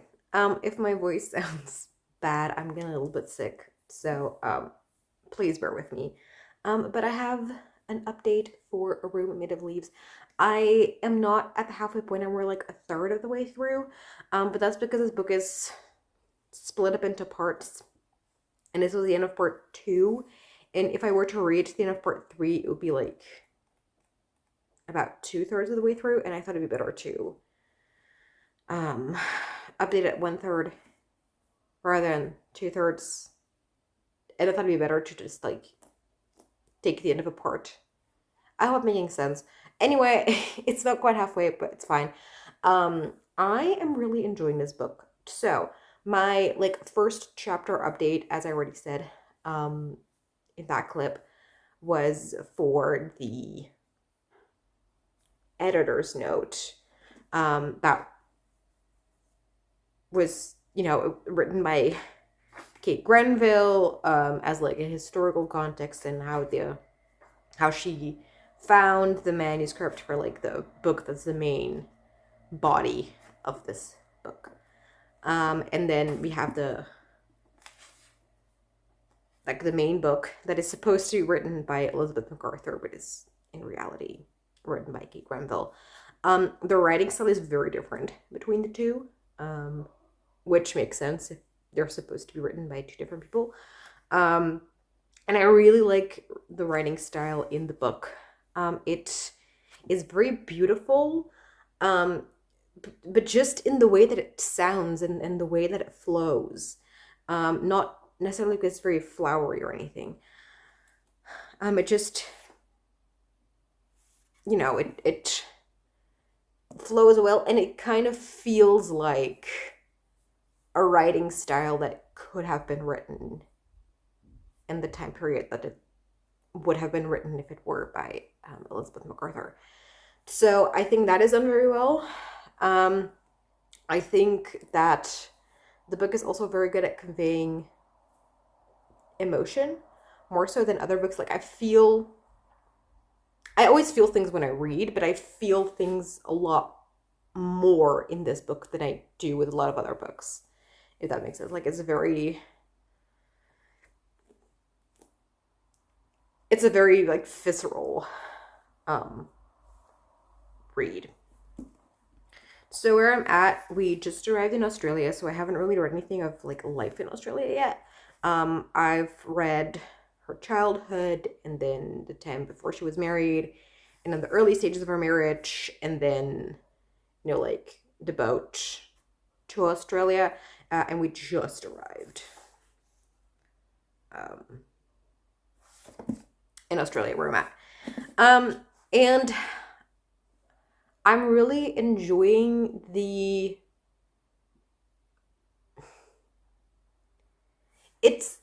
I thought that it would be more about Australia itself. Like I thought that we would maybe have a little bit before that, but that the vast majority of it would be set in Australia.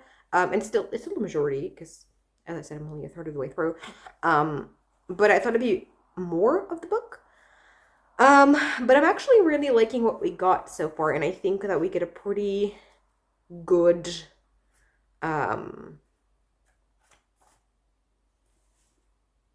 a good grasp of who the different characters are. I think the character work in this is really good, in my opinion.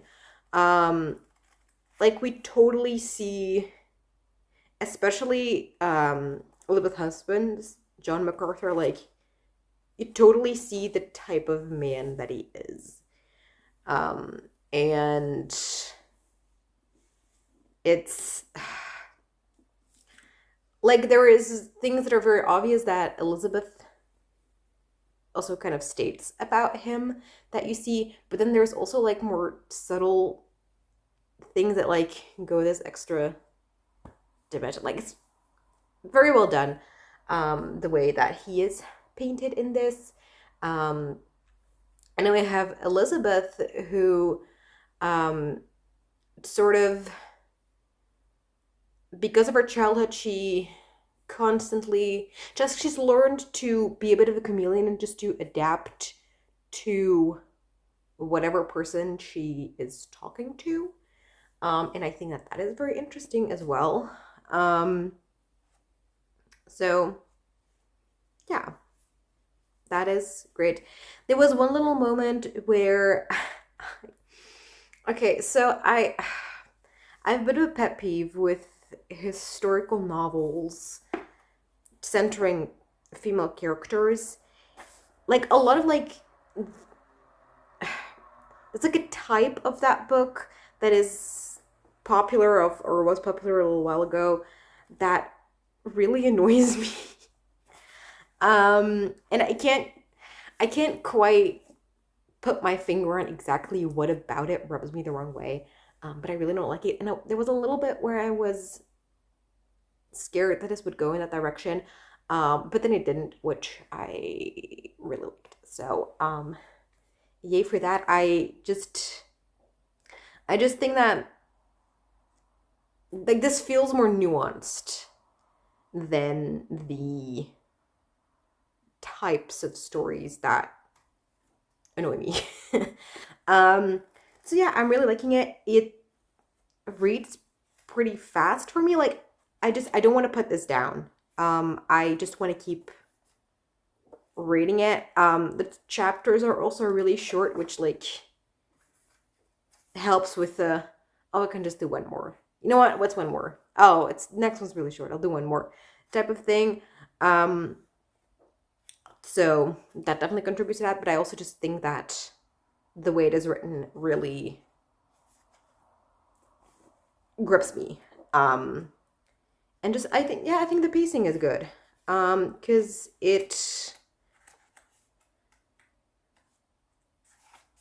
a lot of things are happening. But they don't feel overly fast or anything.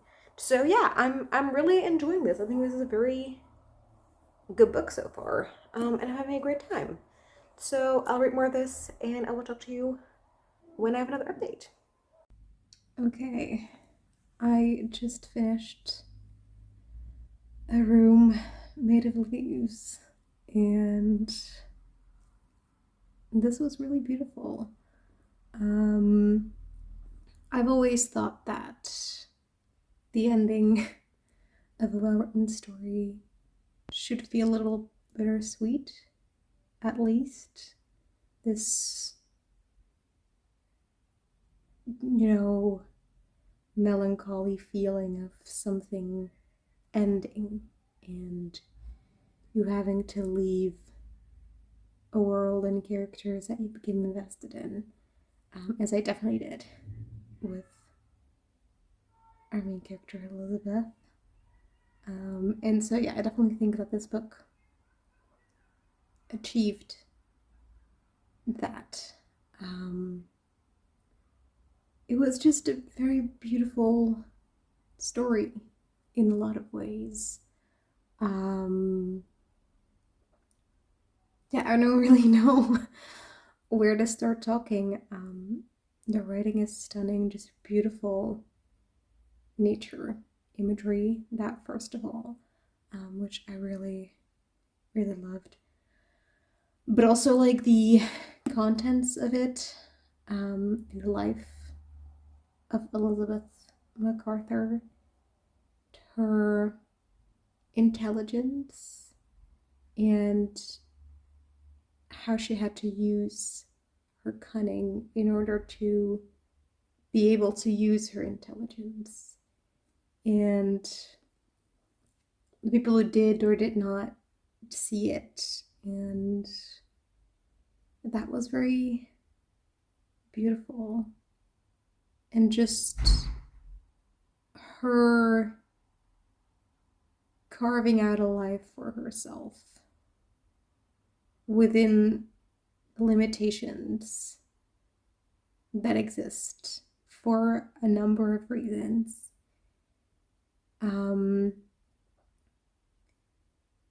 I really appreciated the amount of nuance in this book, especially as it relates to the feminist themes. I think that is an area that, especially in historical fiction books, sometimes doesn't get the nuance it should get.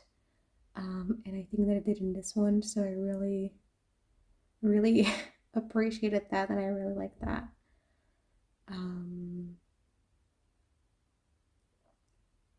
So yeah, overall just very beautiful.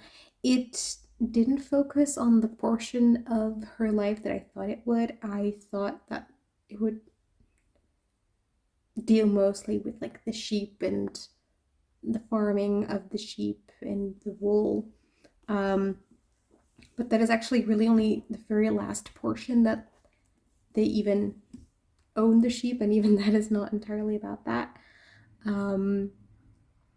So it's only a really small portion of the book, but I think that it's just a really beautiful and well-rounded story of a woman who is married to a man who just can't think of anyone but himself, who keeps making dumb decisions for status, who is only craving status and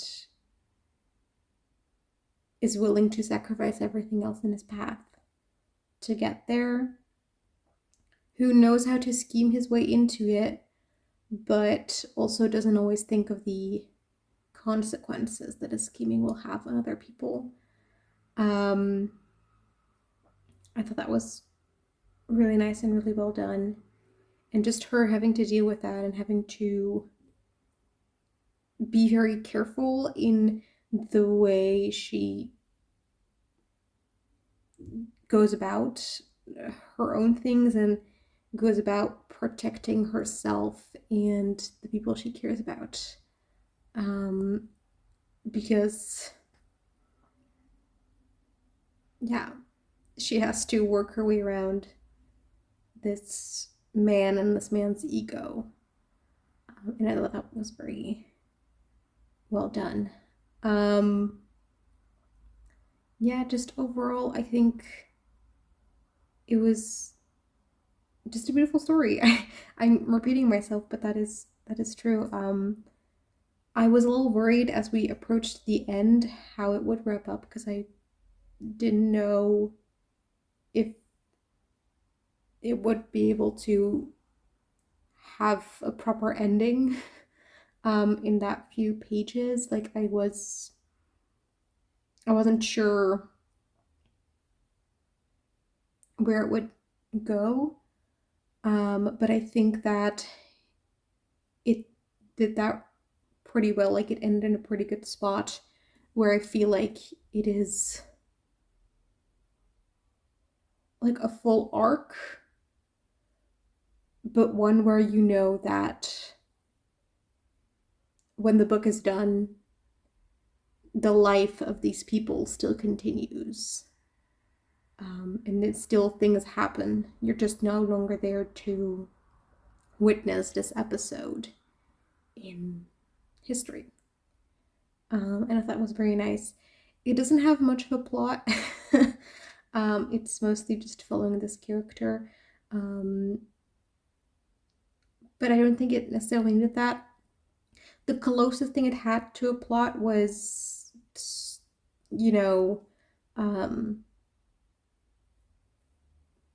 struggling between the British colonizers and then the indigenous peoples.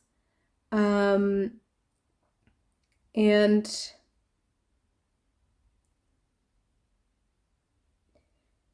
the book, I mean, it's written in what year? 2023? Something like that. Let me check. Anyway, it's like a modern book from when it's written. 2020. So when it was written, there are certain, we no longer have certain ideas that people had back then, or at least there's still racism, obviously, which shouldn't be there, but there still is. But I mean,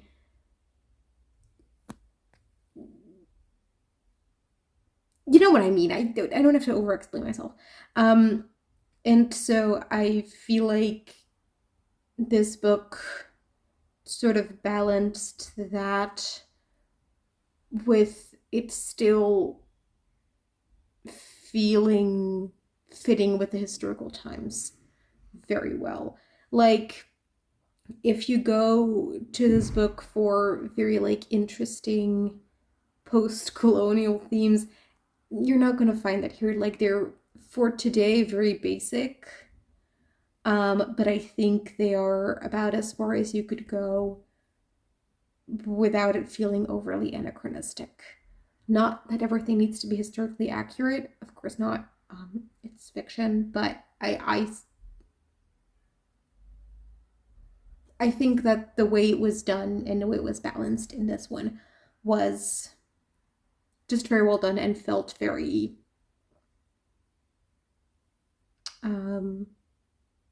fitting for the book.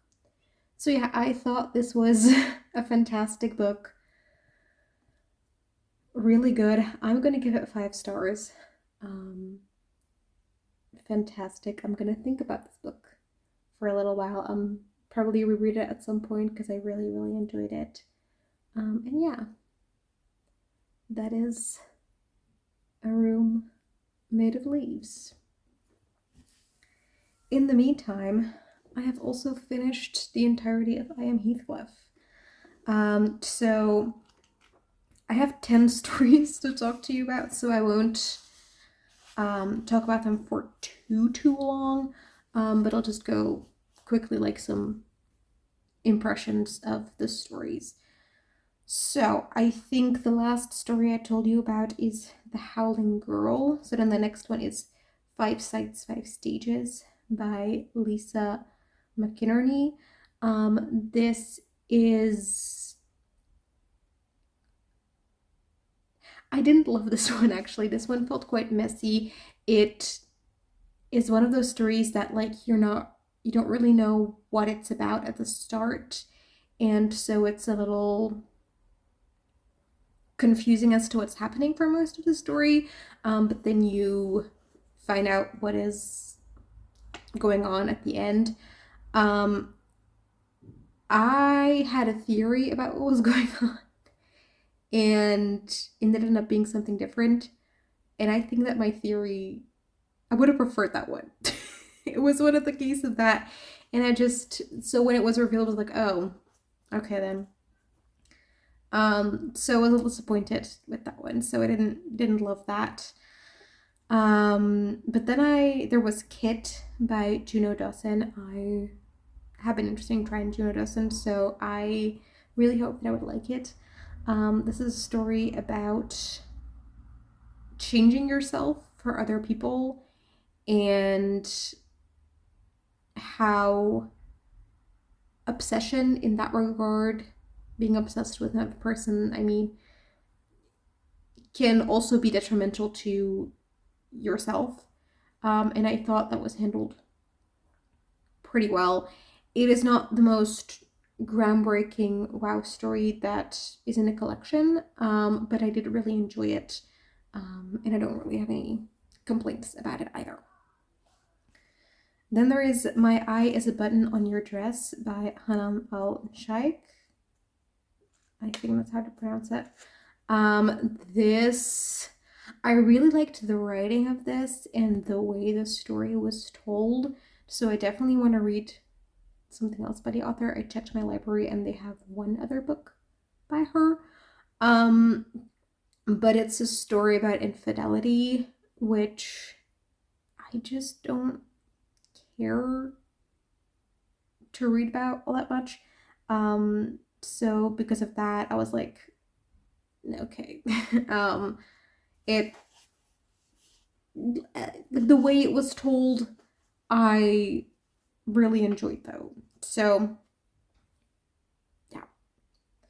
Then it was The Cord by Alison Case, and this one took a little bit of a different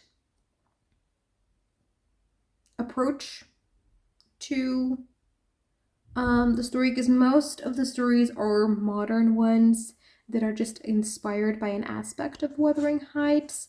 I mean, I guess Thicker Than Blood by Erin Kelly, like that one is really rooted in Wuthering Heights as well, and can't really, is clearly to be read in that context, whereas all the other ones I feel like could very much be read separate from Wuthering Heights. The Cord is one where Alison Case has basically written a scene that is not in Wuthering Heights, but could have been in Wuthering Heights. From Heathcliff's perspective, where we have Heathcliff's inner monologue in his obsession with Kathy and how he feels connected and can't stay away from her. And I thought this was a really good exploration of it. It has been quite a while since I've read Wuthering Heights, so I'm not going to comment on whether it feels in line with Heathcliff's character, because I think it just has been a little bit too long to precisely say that. But from what I remember, it works pretty well, and yeah, I really liked this.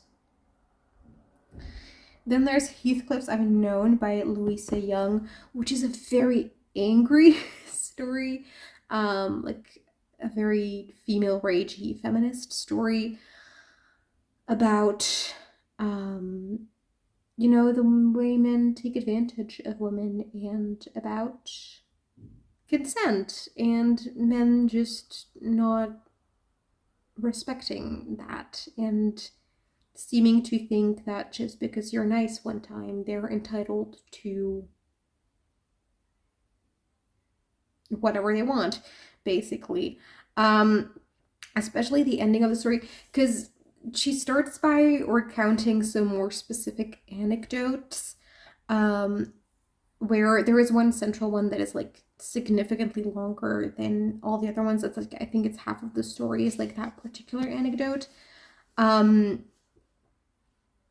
That one was pretty hard to read because there is rape in that story. So it was pretty hard to read. But you sort of had it building up, like the earlier instances building up to this thematic climax in that story. And then after that, it was just like this brief snapping, all the men who did that, all the men who did that, and so on. And that last bit felt satisfying in the same way that like the speech in the Barbie movie feels satisfying. Just this thing that like women experience and know, and just this angry, explicitly saying and stating the thing. So yeah, I did like it. It really stood out among the other ones, as being like significantly more angry than the other ones.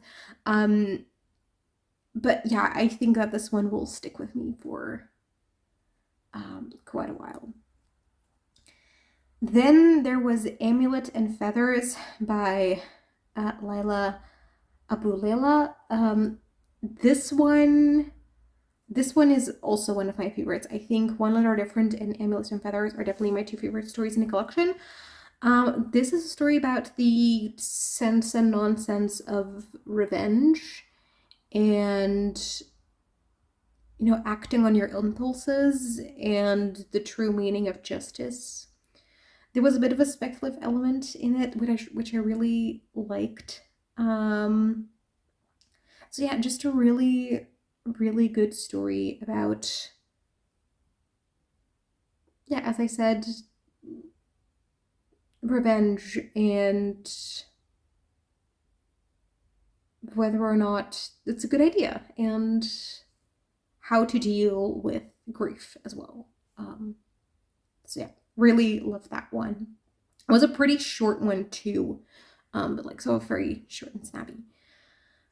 Then How Things Disappear by Anna James, which was a really nice one too. This one also was more speculative, and sort of it literalizes the idea of you disappearing yourself for the comfort of others, more specifically the comfort of men, and how every time you forsake yourself, forsake your own boundary and that sort of thing, you're sort of, disappearing a little bit of yourself. And sort of trying to find empowerment. Even if you feel like you're not yourself anymore because you've already sacrificed yourself too many times. I thought it was really beautiful, and just how we can help each other in that as well. So yeah, really beautiful story. I really liked that one too. That's also definitely among my favorites. Then there was The Wildflowers by Dorothy Koomson. This is a story about class and class differences and racism as well, where there is a young woman, a woman of color, if I remember correctly, but now I'm not entirely sure, but I think that she was a woman of color. Anyway, she gets in a relationship with this very, wealthy, posh family dude, and sort of the guy's family pressures her into ending the relationship in a very manipulative and overall disgusting way. And then, yeah, the ending was a little bit cheesy, but very satisfying. If only things would happen like that in real life. I think that this is definitely an experience of the family not thinking this partner good enough for this guy and pressuring them, and I only wish that it would end like that, but alas, it usually doesn't. But yeah, I did like it. Again, it's not one that will stick with me for a very long time. I think that there's other stories in the collection that are stronger, but I did like it. Then there is Heathcliff Is Not My Name by Michael Stewart. This one, just like The Cord, is very much rooted in Wuthering Heights. It is again about Heathcliff and the way he has been treated by the other characters, the wealthy white characters in Wuthering Heights. And yeah, that was interesting. I think it was also nice to have a story where those things I highlighted. I mean, I guess The Wildflowers also sort of played into those themes, but just a very explicit element of... I mean, Heathcliff is often painted as the villain, which he very much is, don't get me wrong, but he has also been very much been wronged in his childhood. He's not the only villain. I don't think there's really any good person in Wuthering Heights. And so to sort of highlighted that, which together with the other stories in the collection sort of created a more well-rounded vision. And the last one was the longest one, and that was Only Joseph by Sophie Hannah. This was the most genre out of all the stories in the collection. It was kind of a mystery with a high school musical at the center, which I thought was very fun. It also deals with like class differences and how that can impact things and play into certain things, because it's very like posh, wealthy school. And I think I'm starting to see sort of Sophie Hannah's thing in mystery, because she was the only author in this collection that I've read from before. And well, I've read one other book by her, and in both that one as well as the story, sort of the key to the mystery lies in the personality of the person who did it. And I think that that might be like a thing that Sophie Hannah does, which I kind of liked actually. It was a little bit more like a subtle psychological approach to solving a mystery. So yeah, I liked that one too.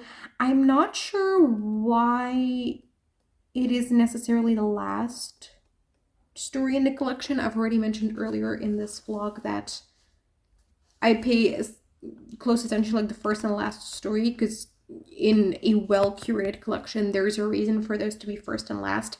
I don't understand why this one's last. I think that there are other stories that I would have put in the last thing as like the last punch. I think Heathcliff's I've known would have been like a very strong one to end on. Or The Howling Girl could have been a good last story as well. I think I would have picked one of those two. If I had to like put this collection together. But yeah. Overall, I quite like this collection. In the end, it started off not great, but like all my least stories were like concentrated in like the beginning portion, or like most of them at least. And so in like this, like these last 10 stories I liked, where I'm like, I didn't love Five Sides, Five Stages, but other than that, I didn't like these last 10 of them, which is the majority. So yeah, and then before I split some that I liked, some that I liked less. So I think overall I did enjoy this collection, even if it started out rough for me. I'm gonna give it 4 stars. So yeah, I do recommend this. I mean, every short story collection has some that will speak to you more than others, some that you'll like more than others. For most of the stories, I can see that even if certain things weren't for me, why they were done that way, or I could acknowledge, like with Your Eye is a Button on... My Eye is a Button on Your Dress? Yes, My Eye is a Button on Your Dress, that like, you know, it is about infidelity. And so if it were a novel, for example, I just never would have picked it up, because I knew that that wouldn't be something that I was interested in reading a book about. So like I can acknowledge that that is just like a personal preference thing, but I think that for the most part, these stories were very well done, and so I definitely do recommend them. But so yeah, that is 4 books down. Only one more to go for this video, and then I will have read all the cases on my TBR, which is fun. Okay, so I've read the prologue of The Memory Library by Kate Storey, which is our final book for this video. It's a pretty short prologue. It's only 3 pages, so I can't say too much just yet, because, you know, 3 pages isn't a lot to form an impression about. So far, it's fine. Like, I am not fully hooked just yet, but then again, it's also 3 pages, so that should be fine. And it appears that we're gonna have a time jump, because it says 34 years ago, at the start of the prologue. So, and I mean, we have Ella, the daughter, who is 8 in the prologue, and from the synopsis, appears to be an adult now, so that tracks. So, yeah, I'm interested. It appears to be one of those narratives of a child having one parent who's very present and one parent who's very absent, and them idolizing the absent parent at the cost of their relationship with the present parent. Then they sort of start to resent the present parent or blame them for any hurt they're feeling, which is actually caused by the other parent. And then I think that it's going to be that, but then that they reconcile, obviously. That is my expectation of this book, which I think could be very beautiful story. So I'm hoping for that. But yeah, we just have this love of reading and literature that is already speaking from the first chapter, which is always great. So yeah, I liked it. Again, I don't have much to say because it's only 3 pages. It's also not a terribly long book. It's like 260 something pages. So I will be able to tell you more once I'm halfway through. But so yeah, I'm gonna read a little bit more of this right now. Okay, so we're doing the final update like this because I have this set up from filming my February TBR, so we'll just keep it. I finished The Memory Library by Kate Storey, and I really liked this. I know I didn't do a halfway update. I'm very sorry. It's that I didn't have a whole lot to say about this, and I still don't know how much I have to say about this because it's more like a vibe book. It's actually exactly what you expect from it. So we're following Ella, who at one point has fallen out with her mother, and she then moved to Australia, and they haven't seen each other for 20 years. But now they're her mother is in a hospital because she fell because she had left when filling a bath, she had left the tap open for too long, and so the house kind of flooded, and then she fell when she tried to close it. And she is in the hospital with like her hand broken or something like that. And so Ella has to go back home to England to help her mother with that because the neighbor who has been helping out goes on a month-long vacation every year in May, and she doesn't want to give that up. So Ella goes there for 1 month to help her mother, and we sort of have this reconciliation. And one other thing that this mother has been doing every single year since Ella was a child is every single year for her birthday, her mother bought her a book with a personal message written in the front of it, and she never stopped doing it. She's been collecting these books in this special library in her house, and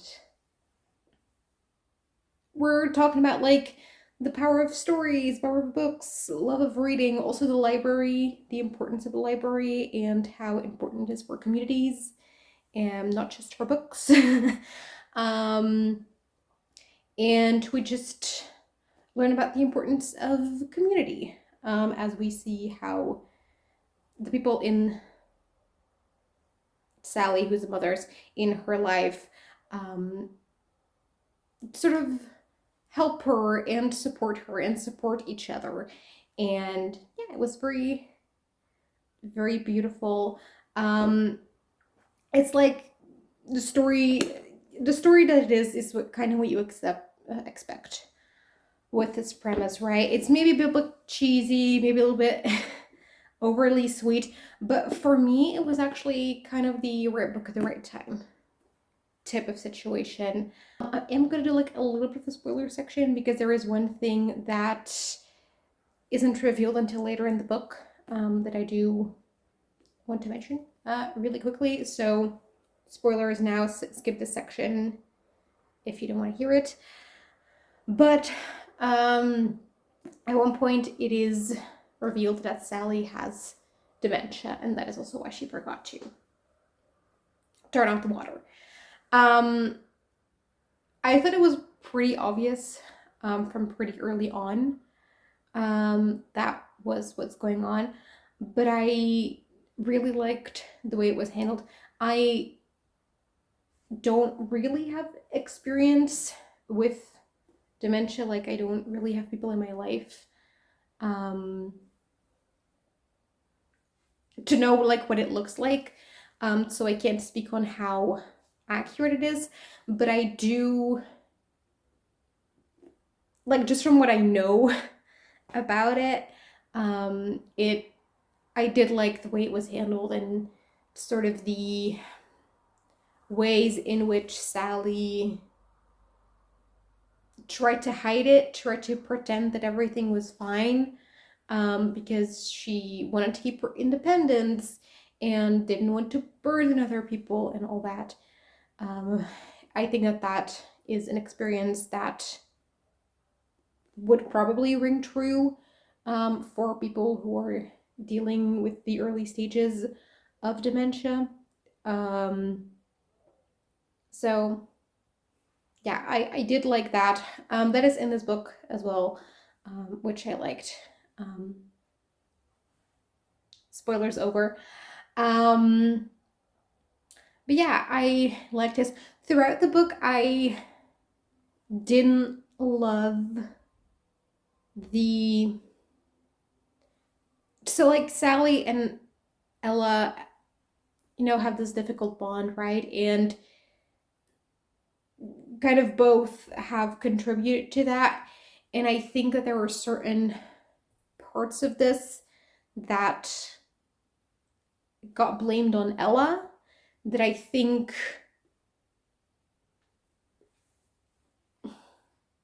that I personally would have think that it was Sally's responsibility. Because like if your 21-year-old daughter moves to the other side of the world and she has to always be the one to call you, like if after a while things start to,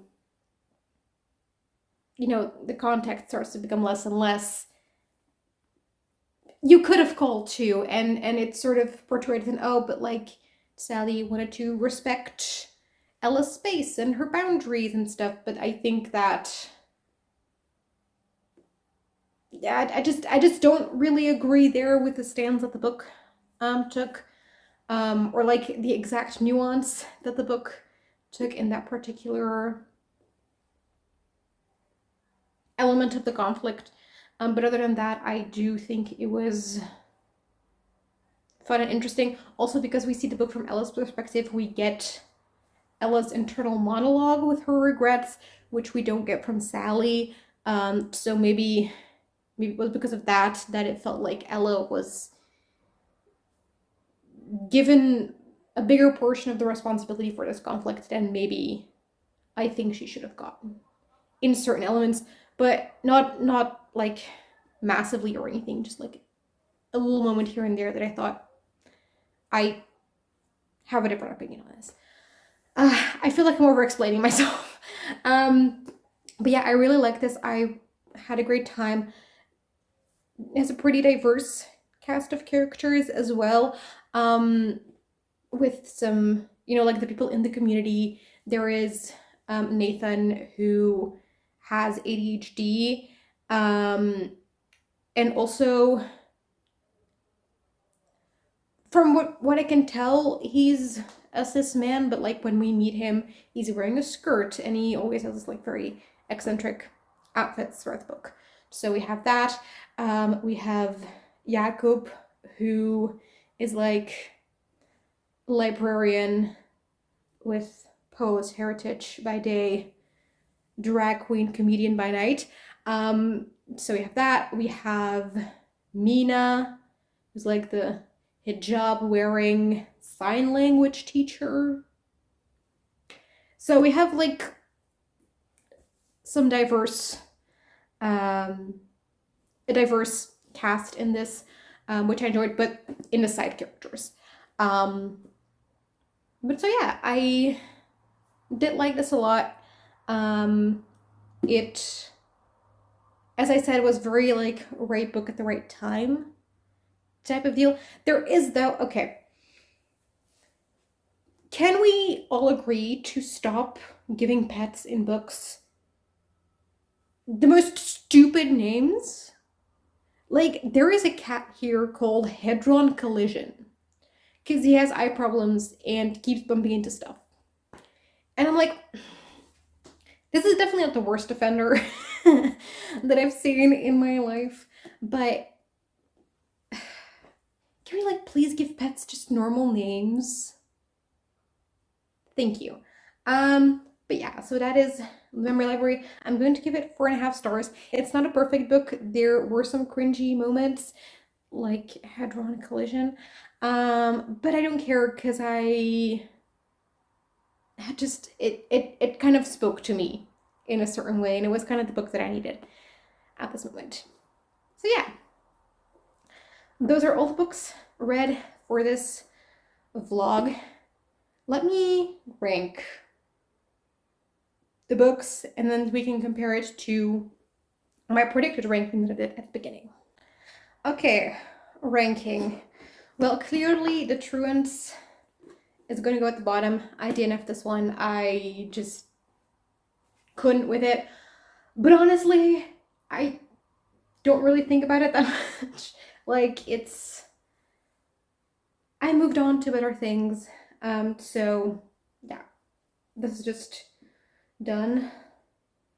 Then I think then I'm gonna put The Psychology of Time Travel.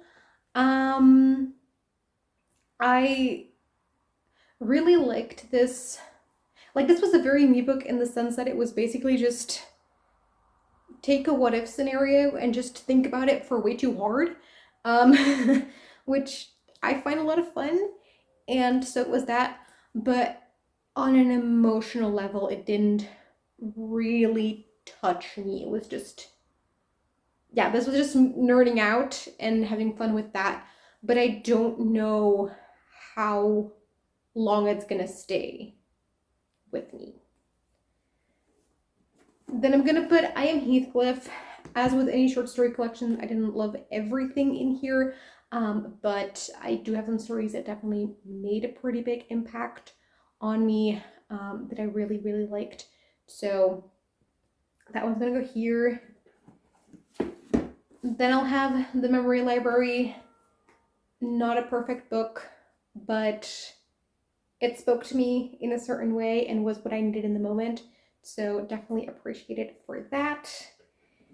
And then finally, at the very top, I'm gonna put A Room Made of Leaves, which was just fantastic, amazing. I loved it. No notes. Yeah, this is my final ranking. I think that out of these, well, I predicted that A Room Full of Leaves would be my favorite. I did predict The Psychology of Time Travel to be like the second from the bottom, but it not for the reason that I think. It just, the books were a lot stronger than I actually expected, which is really nice. Yeah, The Truants was obviously a pretty big disappointment, but and then The Memory Library and I Am Heathcliff were pretty big surprises. Like, I thought I would enjoy them, but I didn't think I would like them this much. I had a lot of fun with this video. I read some great books, and I would love to do this again. And so I thought, if we're going to make this a series, how about we make an ultimately utterly meaningless leaderboard with the average rating from each of like the author names to determine what the obviously total causal link is between your name and writing good books. Right? So I took the average. For this though, at first I just took the average rating where like a DNF was just 0. But then that one affected the average rating a lot.